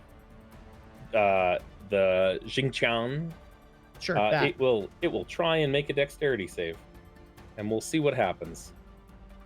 It's not very good at those. Miracles have happened. That's a 17. So he takes 34 points of fire damage. He does. Do I have a thing? Nope. Just 34 points of fire damage. Okay. He will take that. And then I think that's all she can do. Okay. Yes. So that's her action. Yeah. I like it. I don't have anything for her bonus action. All right. This glass golem that is shattered in the pond. Sorry, she's a bard, right? Yeah. She can give out bardic inspiration. That is true. Ooh. Yeah, she's going to give... And I believe it's within 60 feet, so she would have to move to do so. She could get Hoots. Yeah, There's so many arrows. Actually, she can get everyone. She would have to come down as well. But yeah. Yeah, so she could hit just Hoots. Yeah. So that's what she's going to do. She's going to give Hoots bardic inspiration. It's a D10. And I get to use it on attack rolls or skill checks or skill saves checks. or adding it to magical damage or adding it to healing rolls. Wait. Because she's a high enough level of bard that she's allowed to do all of that. I forgot about that. All bards get magical inspiration now. All of them do? Jesus. No way. Yep. That's amazing. That came through in Tasha's. I'm gonna roll a bard next. Maybe this one won't die so early. Ooh, Keep playing, those are man. fighting words. I'll kill you. That being said, I'm controlling Eula. That one died, didn't it?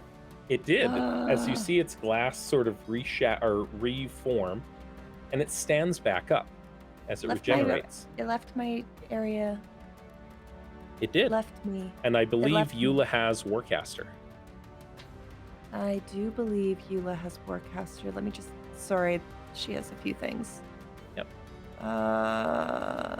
Which Which means you can fire off... I don't see Warcaster on her, actually. Oh, maybe I didn't throw it on that one. No, you didn't give her Warcaster. Okay, never well. mind. Can't use Can't a win 'em spell on a that thing. Does she have a knife or anything? She has her sword. Can she just use like her sword? Yep. She can take a swing. Okay, I'm just gonna do that. If she swings the hex sword, that's enough to hit for 11 points of slashing damage. Yep. And I'm just going to double check. Yeah, it deals 11 points of slashing damage. Excellent. It still keeps walking towards Quill. Okay. And Quill, take 2 glass sword attacks at you. That's a 17 and a 21 to hit. 17 doesn't hit anymore. All right. The 21 to hit will deal 3 points of slashing damage to you. Oh, no. I don't know if you noticed, these guys are easy to hit and they don't do a lot of damage. They keep coming back up, though. They keep coming back up. That's its turn. It is the Bearing Golem's turn. God, As it that's starts- died. No, as it starts to reform, rolling at the top of this hill or the top of this tree behind Hoots, and you see all of these bearings just start rolling up the tree, and it forms out into this big metallic spout, and it reaches out a hand at Hoots. Okay. And show me potato salad. That's an 18 to hit Hoots. It's gonna find itself slamming against a force field as Hoots casts shield on himself. I like it. It's gonna take a second shot. That's gonna be a 21. That matches. Okay, so that'll do. 8 bludgeoning damage from this one. Okay. And then I need Hoots and no, it'll just be Hoots Okay. as this thing jumps at you. It jumps up into the air and it explodes. Roll me a dex save.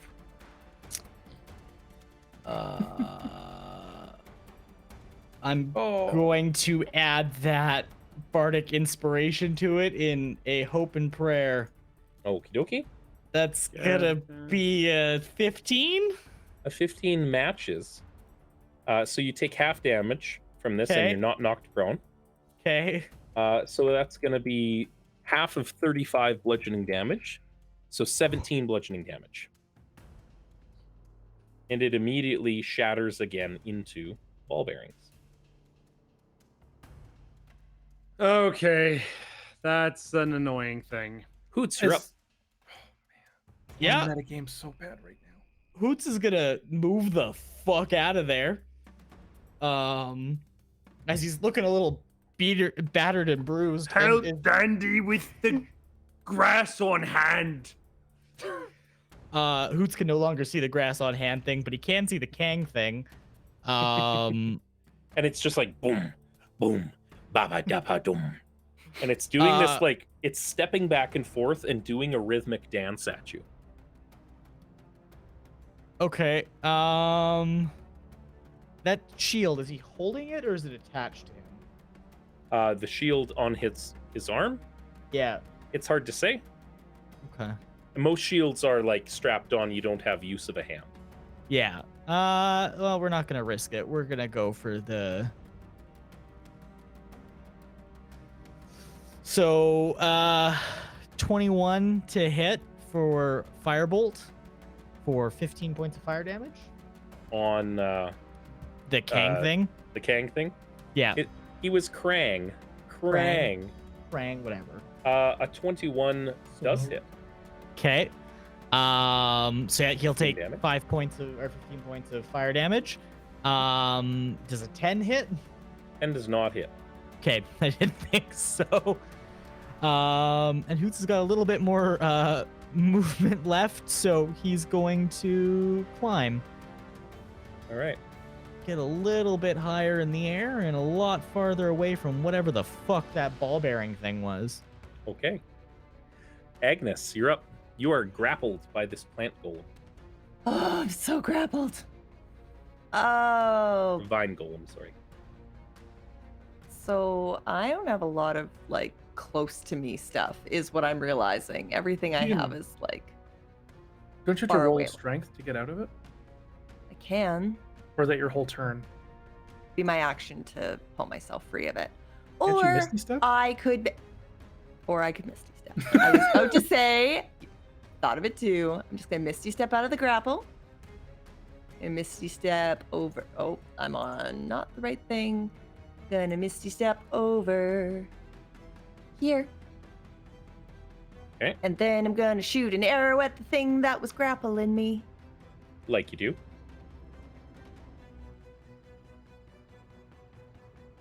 That's an 18 to hit. Absolutely hits the one that was grappling you. Okay. It takes that Oh. 5 points of radiant damage. Oh, I two think bonus that I actions. actually think I did that wrong. I think that's no, I can't do that because Misty Step's a bonus action. Starry form attacks are bonus actions. I have to use produce flame to cast that spell because Misty Or Step guiding bolt or whatever. or guiding bolt. I'm not using guiding bolt on this thing. Does not seem like the right time to use a guiding bolt. Nah. 15 to hit. That was archer form again. 17 to hit. 17 absolutely hits, and it Okay, takes 8 points a of full fire. 8 points of fire damage. Okay. That's Does not seem accurate. to be more effective because it's a plant thing. Okay. And yes, good call on Misty Step. That's the end of Agnes's turn. That vine golem turns and it grabs Dern. And Dern, that's a 20 to hit you. That matches. That's 10 points of piercing damage. Yep. As it like pulls you in, you are grappled and restrained as both conditions. As this thing Restrained is wraps around what again? You cannot, or attacks against you have advantage. Okay. As well, there's, attacks against you have advantage. Your attacks have disadvantage. You have disadvantage on dex saves, and your speed is 0. Got it. Yep. Cool. Perfect. Yep. My turn. As well, you have the grappled condition. Okay. That's its turn. Dern, you're up. Please let go of me. As I get a 15 to hit. A 15 absolutely hits. For 10 bludgeoning. Okay. Takes it. And I will roll again. 24. 24 absolutely hits. For 9. Okay. As you hit this guy down, it like you bash into it, and it just kind of like sloughs off, and it hits the ground and it falls off the roof. Fantastic. Great. You're Dern, standing on a roof. Yep. Dern goes 5, 10, jumps off the roof. You gonna jump into the tree, or are you just hoofing it? Hoofing it. All right. You're gonna It's take some about fall 10 feet. damage. Yeah, it's about 10 feet. Or take from the peak. That's gonna be 6 points of fall damage. That's fine. Dern's going to go 5, 10. I was here. 5, 10, 15, 20, 30. He's going to go over to here. And just bonus action healing word myself. Healing word. Nope, not healing word. That's the wrong spell. I don't have the spell that I thought I had. Never mind. Don't worry about it. It's fine. Dern's just gonna stand there going like, oh wait, no, he does have a spell he can cast. He's gonna cast Shield of Faith on himself. Okay. AC bumps up by 2. Yep, You are 22 AC. concentrating. Quill, you're up. Yeah. Yeah, I am, aren't I? I am. So this thing reformed and came at me again? Yep. I don't like that. I don't like that at all. But I also don't like that my buddies are having a bit of a hard time. Yeah, we're doing fine.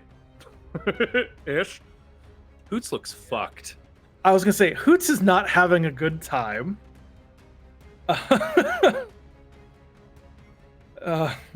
Hoots, fly down here so I can touch you. I've missed you too, buddy. I've missed you too. My fingers are new.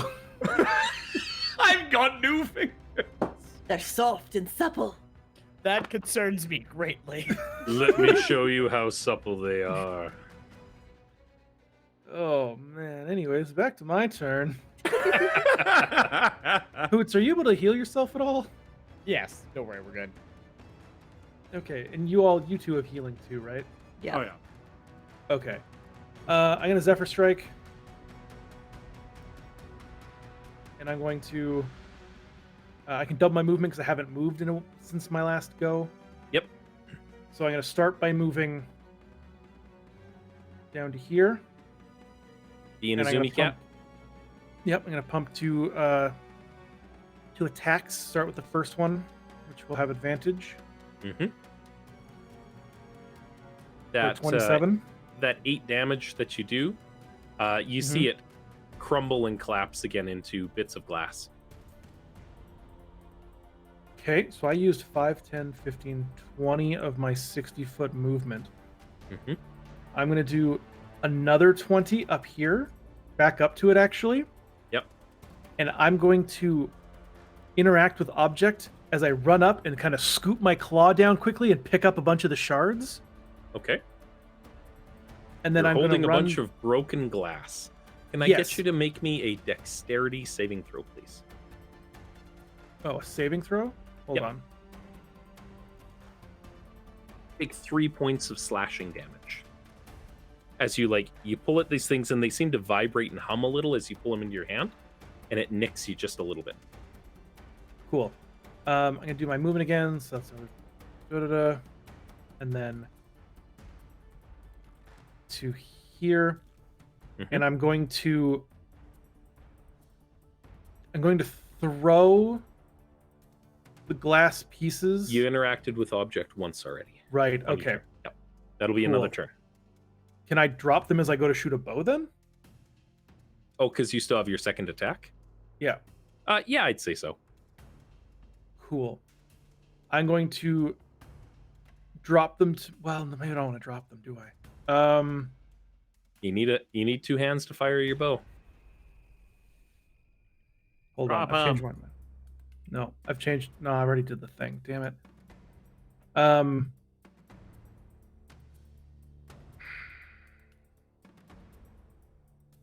You fucker. I'm speaking to myself for making a poor decision. Whatever. You make choices. I'm gonna... Fuck it, I'm gonna shoot at the one attacking turn. I completely fucked this whole turn up. You drop the glass at your feet and pull an arrow. Shoot. Yeah. 22 to hit, 8 piercing damage. It takes it. Okay, I'll mark it as my favorite foe. Okay. That's a 2. Another 2. I'm assuming I can't apply my Zephyr Strike because that technically went on the first one. Technically went on the first one. Yes. But you got to zoom around. I will use my last... I will not do anything, but I will step my feet onto the glass. I'm going to say I won't call for a damage roll here as you step on shards of broken glass. I'm wearing wraps, and I put them on the ground flat. Like, they're laying flat. Okay. Eula. Can Eula see the hungry maw from here? I'd say that this house is probably blocking a good Even chunk with how of her tall view. it is? Can she see it at all? Does she know it's It's there? about 15 feet tall and the house is 30. Okay. So I'm going to say you can't quite target enough of its square from where you're at. She'd have to hop off the fountain down to where Dern is. Like south of Dern. Like south of Dern? Yeah, like down here. You To know have what? a straight line to it. You know what? We're gonna try. She's gonna come down here, Mhm. and then she's She's gonna able be to able. do so. She's gonna be able to see it, and she's gonna say, "You know, for someone with so many drums, you just don't seem to be able to keep the beat. Let me try." And she is going to cast. She is going to cast Eula's purple tentacles of something. Something. I can't read it all. Forced intrusion. Oh, Because no. that's the game we're playing. Oh, today. no. All right. So, you cast tentacle porn. I did. And All right.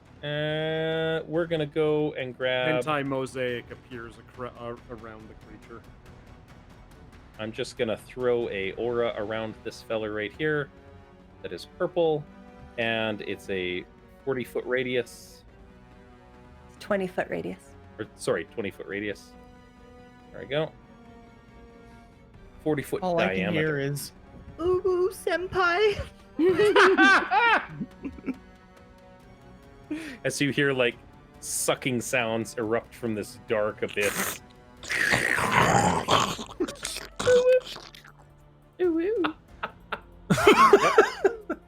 And as that takes hold, she glances back over her shoulder at the other glass one. It's just like, don't stand so close. And we're going to do Eldritch Blast because she can. And even at disadvantage, I don't care. It's an action for Hunger of Hadar. Oh, right. That's next time. Hunger of Hadar is next. It doesn't quite have meta magic yet. She should. Soon. One more level. Okay, then that's all she's doing. Glasswork Golem is going to take a swing at turn. Okay. Glass sword. Glass sword. So many glass swords. That's a 21 and a 9. Dern just kind of like just gets hit and just goes like, All right. at least put a little bit more effort into it, please. Does the 21 hit? No, because I cast Shield of Faith. That's Shield of Faith. Yeah, I like it. In it, ting, ting. Dandy. Dandy goes, lasers, and shoots a beam of lasers from it to the big guy there. You have to say it out loud, Riley. What's the name of the attack? I'm firing lasers! He is indeed firing his lasers. All right, go, roll for it. Okay, firing my lasers. Oh no, they have to make a dexterity saving throw. So I am firing in a straight line from there to there. It made it, so it's going to take half. That's only 11 points of radiant damage. Okay, he's still not having a very good time though. But I have another question. Shoot. There's a bunch of those ball bearings in the way and things like that. You know what? I'll give it to you. Yeah, they're all over the place, and he's got a 10-foot wide thing. Yeah, That's a 6. So he takes 21 points of radiant damage. I thought so. Mm-hmm. And a bunch of the ball bearings are just like slag. Yeah, and hey, people cast spells in his area. Reasonably. I can't adjust his hit points. Oh, because I'm on the wrong mouse button. Yeah. There we go. Plus 15 hit points. And this vine golem is dispatched. Yay! This fella, seeing that you guys are super unsportsmanlike, and starting its turn in Hunger of Hadar, it's going to take immediately 2d6 cold damage. For 9 points of damage. Okay. And does not need to see. 5, 10, 20, 30, 35. It gets to about here where it's starting to poke out a little bit. And I realized that the aura color was not visible to everybody for where Hunger of Hadar is. Ooh. It's starting to walk its way out. Okay. It still ends part of its, spends part of its turn in there, so it'll take some additional damage, please. Another 2d6, I believe it is. Another 9 points of acid this time. Acid damage as milky otherworldly tentacles rub against it. Yes. Okay, 9. They knew what the fuck they were writing. They just want to hug you. They knew 100% hold you. what the hell they were writing. Banasha. Yeah, Banasha sees like the fight that's going around and goes, you know what? I think everyone can use a little bit of a pick-me-up. And she's gonna cast Mass Healing Word on everyone but herself. Okay. She's gonna cast Mass Healing Word on everyone but herself. It hasn't rolled it yet. There we. We can't see her rolls, by the way. So Allow me to adjust that. everyone, but her is gonna get 9 points of healing. David, can you go into the settings and turn her whispers off, please? I can't open her sheet while you have it open from the token. Okay. Just noticed that thing pooped out a smaller mini me. Oh no, I was just using that to handle the aura. Oh, Ignore. okay. Ignore. So I was like, I don't remember this happening. I just needed something to attach the aura to. And that was stationary. she's going to give.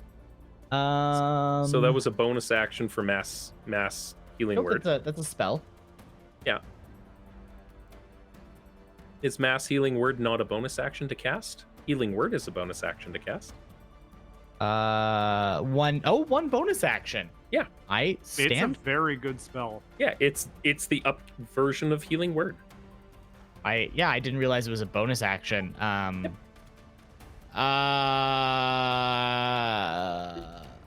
Clarification, because it's a bonus word, can she cast another spell?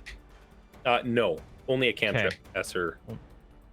I'd love it if that was true. Right. Well, she's gonna viciously mock. That's a cantrip? Vicious Mockery is a cantrip. Yeah, it's a cantrip. Oh. It's a really good cantrip. And go, oh really, dear? You're so short. It looks like you've lost your head. And make a DC 18 Wisdom save for me. Let me see if I care enough to do that.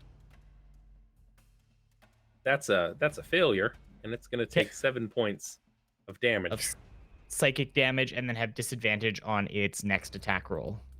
Yep. There we go. And the glasswork golem starts to reknit itself, and it comes back to life. Even the glass from far away? Quill, roll me a dexterity saving throw as glass cuts through your feet and shunks back in the direction of this guy. That is going to be a failure. As you take 2 points of slashing damage from it. That's nothing. That's a paper cut. And it forms back up. And it stands up and it... No, it doesn't. Stop that. There it is. It swings in on Agnes. Agnes, that's a 22 to hit and a 19 to hit. Yeah, those are gonna hit me. 4 damage and 5 damage, 9 total. Okay. And the bearing golem reforms itself, and sees the dandy man. I'm the dandy man. And it starts making some slam attacks. That's a nat 1, and that's a 9. And then it's going to explode. Can it keep exploding? Every time I get a recharge, it does. Are you seriously getting a recharge every... God damn it. Recharges on a 5 or a 6. Start of its turn. I want to see those rolls. Yeah. And it explodes. So this and the headless thing are both going to take... Oh, Jesus. It is a construct. It doesn't give a shit. Dex save. It's not very good at that. That's a 3. Oh, Dandy needs to make a dex save. Give me 2 seconds. Dandy just does dex because he doesn't have a dex save. 7. Dandy takes 35. And this headless thing that's like... And it explodes backwards. And it falls into some soupy tentacles. And you just see like feet hanging out. And then like a purple tentacle grabs it by the ankle and like slides it inside. And this thing is dispatched. Oh. Buddy just exploded it for 35. And killed his own teammate? Dang. It's a golem. It doesn't give a shit. Dandy takes 35 as well. Yep, and already done it. Because it's scattered, it turns into ball bearings again. With that, Hoots, you're up. Yeah, I am. Oh, careful, buddy. Don't judge me. Hoots is gonna look back at Ball bearing senpai. his friends since the ball bearings have continued to disintegrate. Would I have noticed as it's like reforming? Does it look like it has to concentrate to keep reforming, or does it just like seem to be doing it? It looks like, you ever see Big Hero 6? Yes, several times. Yeah, all the little like microbots that come together. That's kind of what this thing is doing. Okay. It doesn't look like it has much intelligence to it. Okay. Is there a central core? One One ball bearing that's red? That rules them all. Yeah, Hoots is then going to All wrong. take an opportunity, since it can't see any other creatures, to come. Well, he and can see the one that's trying to goof Dern and Agnes. Yeah, no, that's what I mean. Like nothing on the side that he started combat on that looks like it's worth his time. So yeah, I'm gonna go for the one that's targeting Agnes, because that's probably the one that is going to need the most. God damn it. So that's a 22 and an 8 for hits. So 22. The 22 against the one that's fighting Agnes, and it explodes and shatters across the ground. Okay. That's, yeah, because that's 18 points of fire damage. Yep. And then, Force yeah. Ballista on the other one. Yeah, that would probably be it, because there's angle you should be able to fire down at it. An 8 will miss. Okay. Yep. And that will be Hoots' turn. Agnes. Okay, I want to get away from that thing. Okay. Because I've been around the block a few times now, and I can see it's going to be bad. And then I'm going to shoot the one in front of Dern. All right, go for it. I have the ability to cast spells. Like that spell. And that spell. Natural 20! There it is. So, So a 15 for 8 of fire and a natural 20 for 10 points of radiant. And the radiant's probably going to bounce off. But... So Double. Cool. It's going to. So you rolled a critical hit. Yep. It bounces off and retargets on a 70% or above. I need you to roll high or low. It's either going to. All right, Technically, high hit. roll a D3, please. D6 half it. D6 is fine. That's Oh, what, targeting roll one. Quill. What? All right, Quill. As the radiant sheens off the glass and bounces over, and it targets Quill for 10 points of radiant damage. Quill, I Aren't I promise I behind? don't hate you. But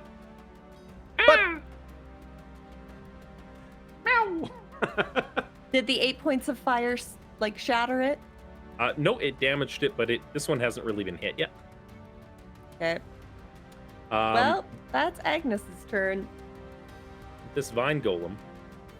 No, Is there still a vine golem on this map? Oh, No, not it's anymore. I Okay. just deleted it. Dern's just gonna smash the thing in front of him. 22 to hit, 12 damage. 22, 12 damage, and this thing shatters into glass. Awesome. Dern is gonna take his hammer and just start grinding the with his second attack. Start grinding the glass, seeing that As they've you- been getting back up. I'll say this. With your first attack, as you shatter this thing, instead of the glass pulling apart and falling to bits, and then magically folding up and reforming the way it was doing before, you shattered the glass, and it seems to go inert. Oh, because With that first attack. Because it's bludgeoning. Dern's gonna run over to this pile of glass and just smash it with the second attack. You don't even need to roll for it because it's laying Yep. prone on the ground. You automatically crit, and it just like, and it's gone. Hammers! They're good for some things. Do we have anything left? ball bearings. I haven't seen that over there. Dern will start walking over that way afterwards. So, All right. Dern, you see a writhing mass of purpley inky tentacles over in one direction, and like the body of this giant with no head just being like Dern's just like, accosted. I've seen enough weird things. Turn's tempted. No, He's gonna use his Dern action to is take a sketch. not tempted. Dern is not tempted one bit. Reasons Well- for it, but anyway. Reasons. Yes. Quill. Dern says no. Uh-huh. Well, there's nothing around, so my turn's not going to really be much of anything. You are a speedy boy. Uh-huh. You can speed out to wherever you like. Oh, there's the other battle going on. Reminder of a time check. Well, yeah. I ain't going anywhere alone, so I'm gonna stroll up by Dern, I guess. Yeah. And I can ready a attack as a reaction? Yep. It's a single attack, but yes. Yeah. Shoot I'll the kind of next like thing you see. draw my bow and kind of stay focused All right. towards the tentacle area. Okay. Eula, you're up. Okay, Eula also needs to hold an action. We're gonna put her somewhere like there. Mhm. There, where she can see the square. Okay. And she needs to hold an action to deal with this ball-bearing nonsense. What is the action you're holding? I know that's the question, isn't it? Heat metal. I don't have heat metal. I tried. I looked. James, melt for, metal, for melt the metal. sense of time, can you help me? This is She'd your probably Eldritch Blast. character. Okay, got it. Doing that. Dandy. Dandy is like, where's the ball bearing guy? And just starts like kind of shifting around the ball bearing. You see them Trying to find- scattered all along the ground Okay, in front of he's- Dandy. He's gonna get ready to punch something when it comes back because he's like, it's come back before. And he's gonna Alright. do the Donkey Kong wind up punch thing from Melee. Mhm. I like it. Yeah, with that in mind, Banasha, So they're on the ground, right? they are. If they're damaged, do they disappear? The ball bearings, Yeah. they appear to be physical material. Some of them are slag. The really, really damaged ones did not seem to reform. The ones that Dandy had nuked, essentially. Whereabouts is it? It's in this. It's spread across this area here. Like so. It looks to be well, then, there's always a tried and true. Right in the middle of that. Okay. Fireball. Fireball. There we go. Rolling with advantage. It's double 16s. That's not enough. That's gonna fail. It's gonna take 25 points of fire damage. It does indeed take 25 points of fire damage. And I like it. When A did you bunch get of them are Fireball? slagged. When did you get Fireball? Hoots Banasha doesn't has have fireball. Yeah. Oh, sorry, I saw Hoots rolling it, and I was like, what the fuck's going on? Anything else for her? She's going to give advantage or bardic inspiration to Dandy. Okay, gotcha. Dandy, you see this thing form up around you. It can take a slam attack. Boom! Dandy man! I like it. And do we all get our held actions as well? You do. I don't.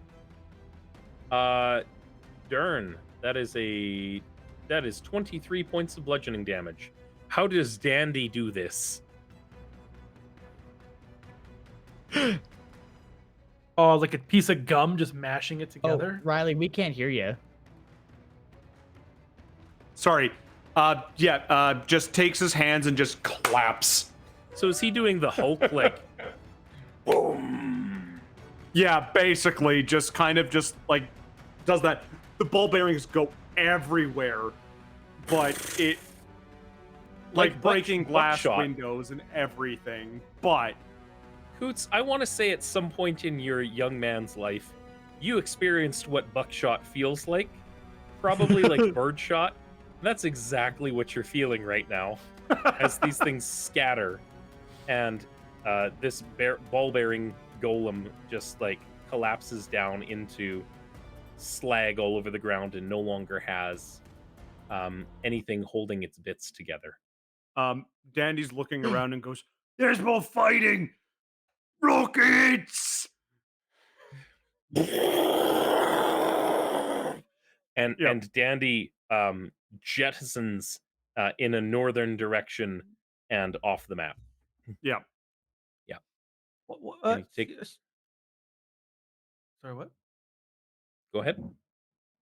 Quill's kind of looking over in front of him now and seeing this massive writhing tentacles. It's like, so do we have to deal with this, or can we leave that? Eula turns around and says, "Do you want to deal with it?" Not particularly scary, lady. And she just kind of like does a little spin and drops her spell. All right. And the ooh-woos fade into the distance. As the darkness dissipates, the tentacles kind of remain and go to a single point, and they like turn and look at Quill and go and suck down into the nothingness. Nani? Dern's just like, nope. Going this way, going north, bye-bye. Off in the distance, like, you hear through the claxons, and you see like there's wires running from house to house. Yep. And you hear executing glyphs 1, 2, 3, 4, 37, 38, 39, 400, 401, and the sky goes really bright north of the womb, where why are we at Disneyland now? Why are there fireworks during the day? This doesn't make any sense. And then everything goes quiet and you just smell burning. Dern's like, all right, well, maybe they don't need us anymore. Wait, no, I'm the fireman. Oh, God. It pulls out the calabash and just like... Anybody with a passive perception higher than 15, in that northerly direction that Dern is heading to, you could swear you hear a scream of, oh fuck, no, as a huge-sized horned creature dives into a portal in the sky, going nope. The That was the thing we saw. is going nope. Yeah. This feller right here. That guy. So, for the sake of understanding, Dandy comes up to this guy's like waist Jesus. on size categories. And he's running away? He's running away north of the towers. I want to talk to whoever did that. I'm going. So where's Callahan?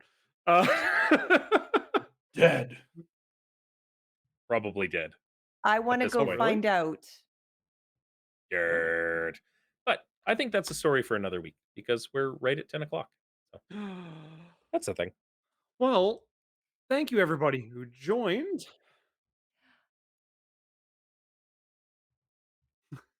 Be there. You should be right there. That's better. You're muted, Mac. I'm talking to my lights. Oh, okay. So yeah, you're home. Reminder to everyone that we do not have a stream next week. We don't have a stream next week? It's a long weekend. Oh, it is. Oh, you guys get this as a long weekend? The Friday is off. I don't get that. I don't. That's a Remembrance Day. You live in Canada. It's only for federal. It's not. It's not. You get a day in lieu It's somewhere really else. Many not. companies do.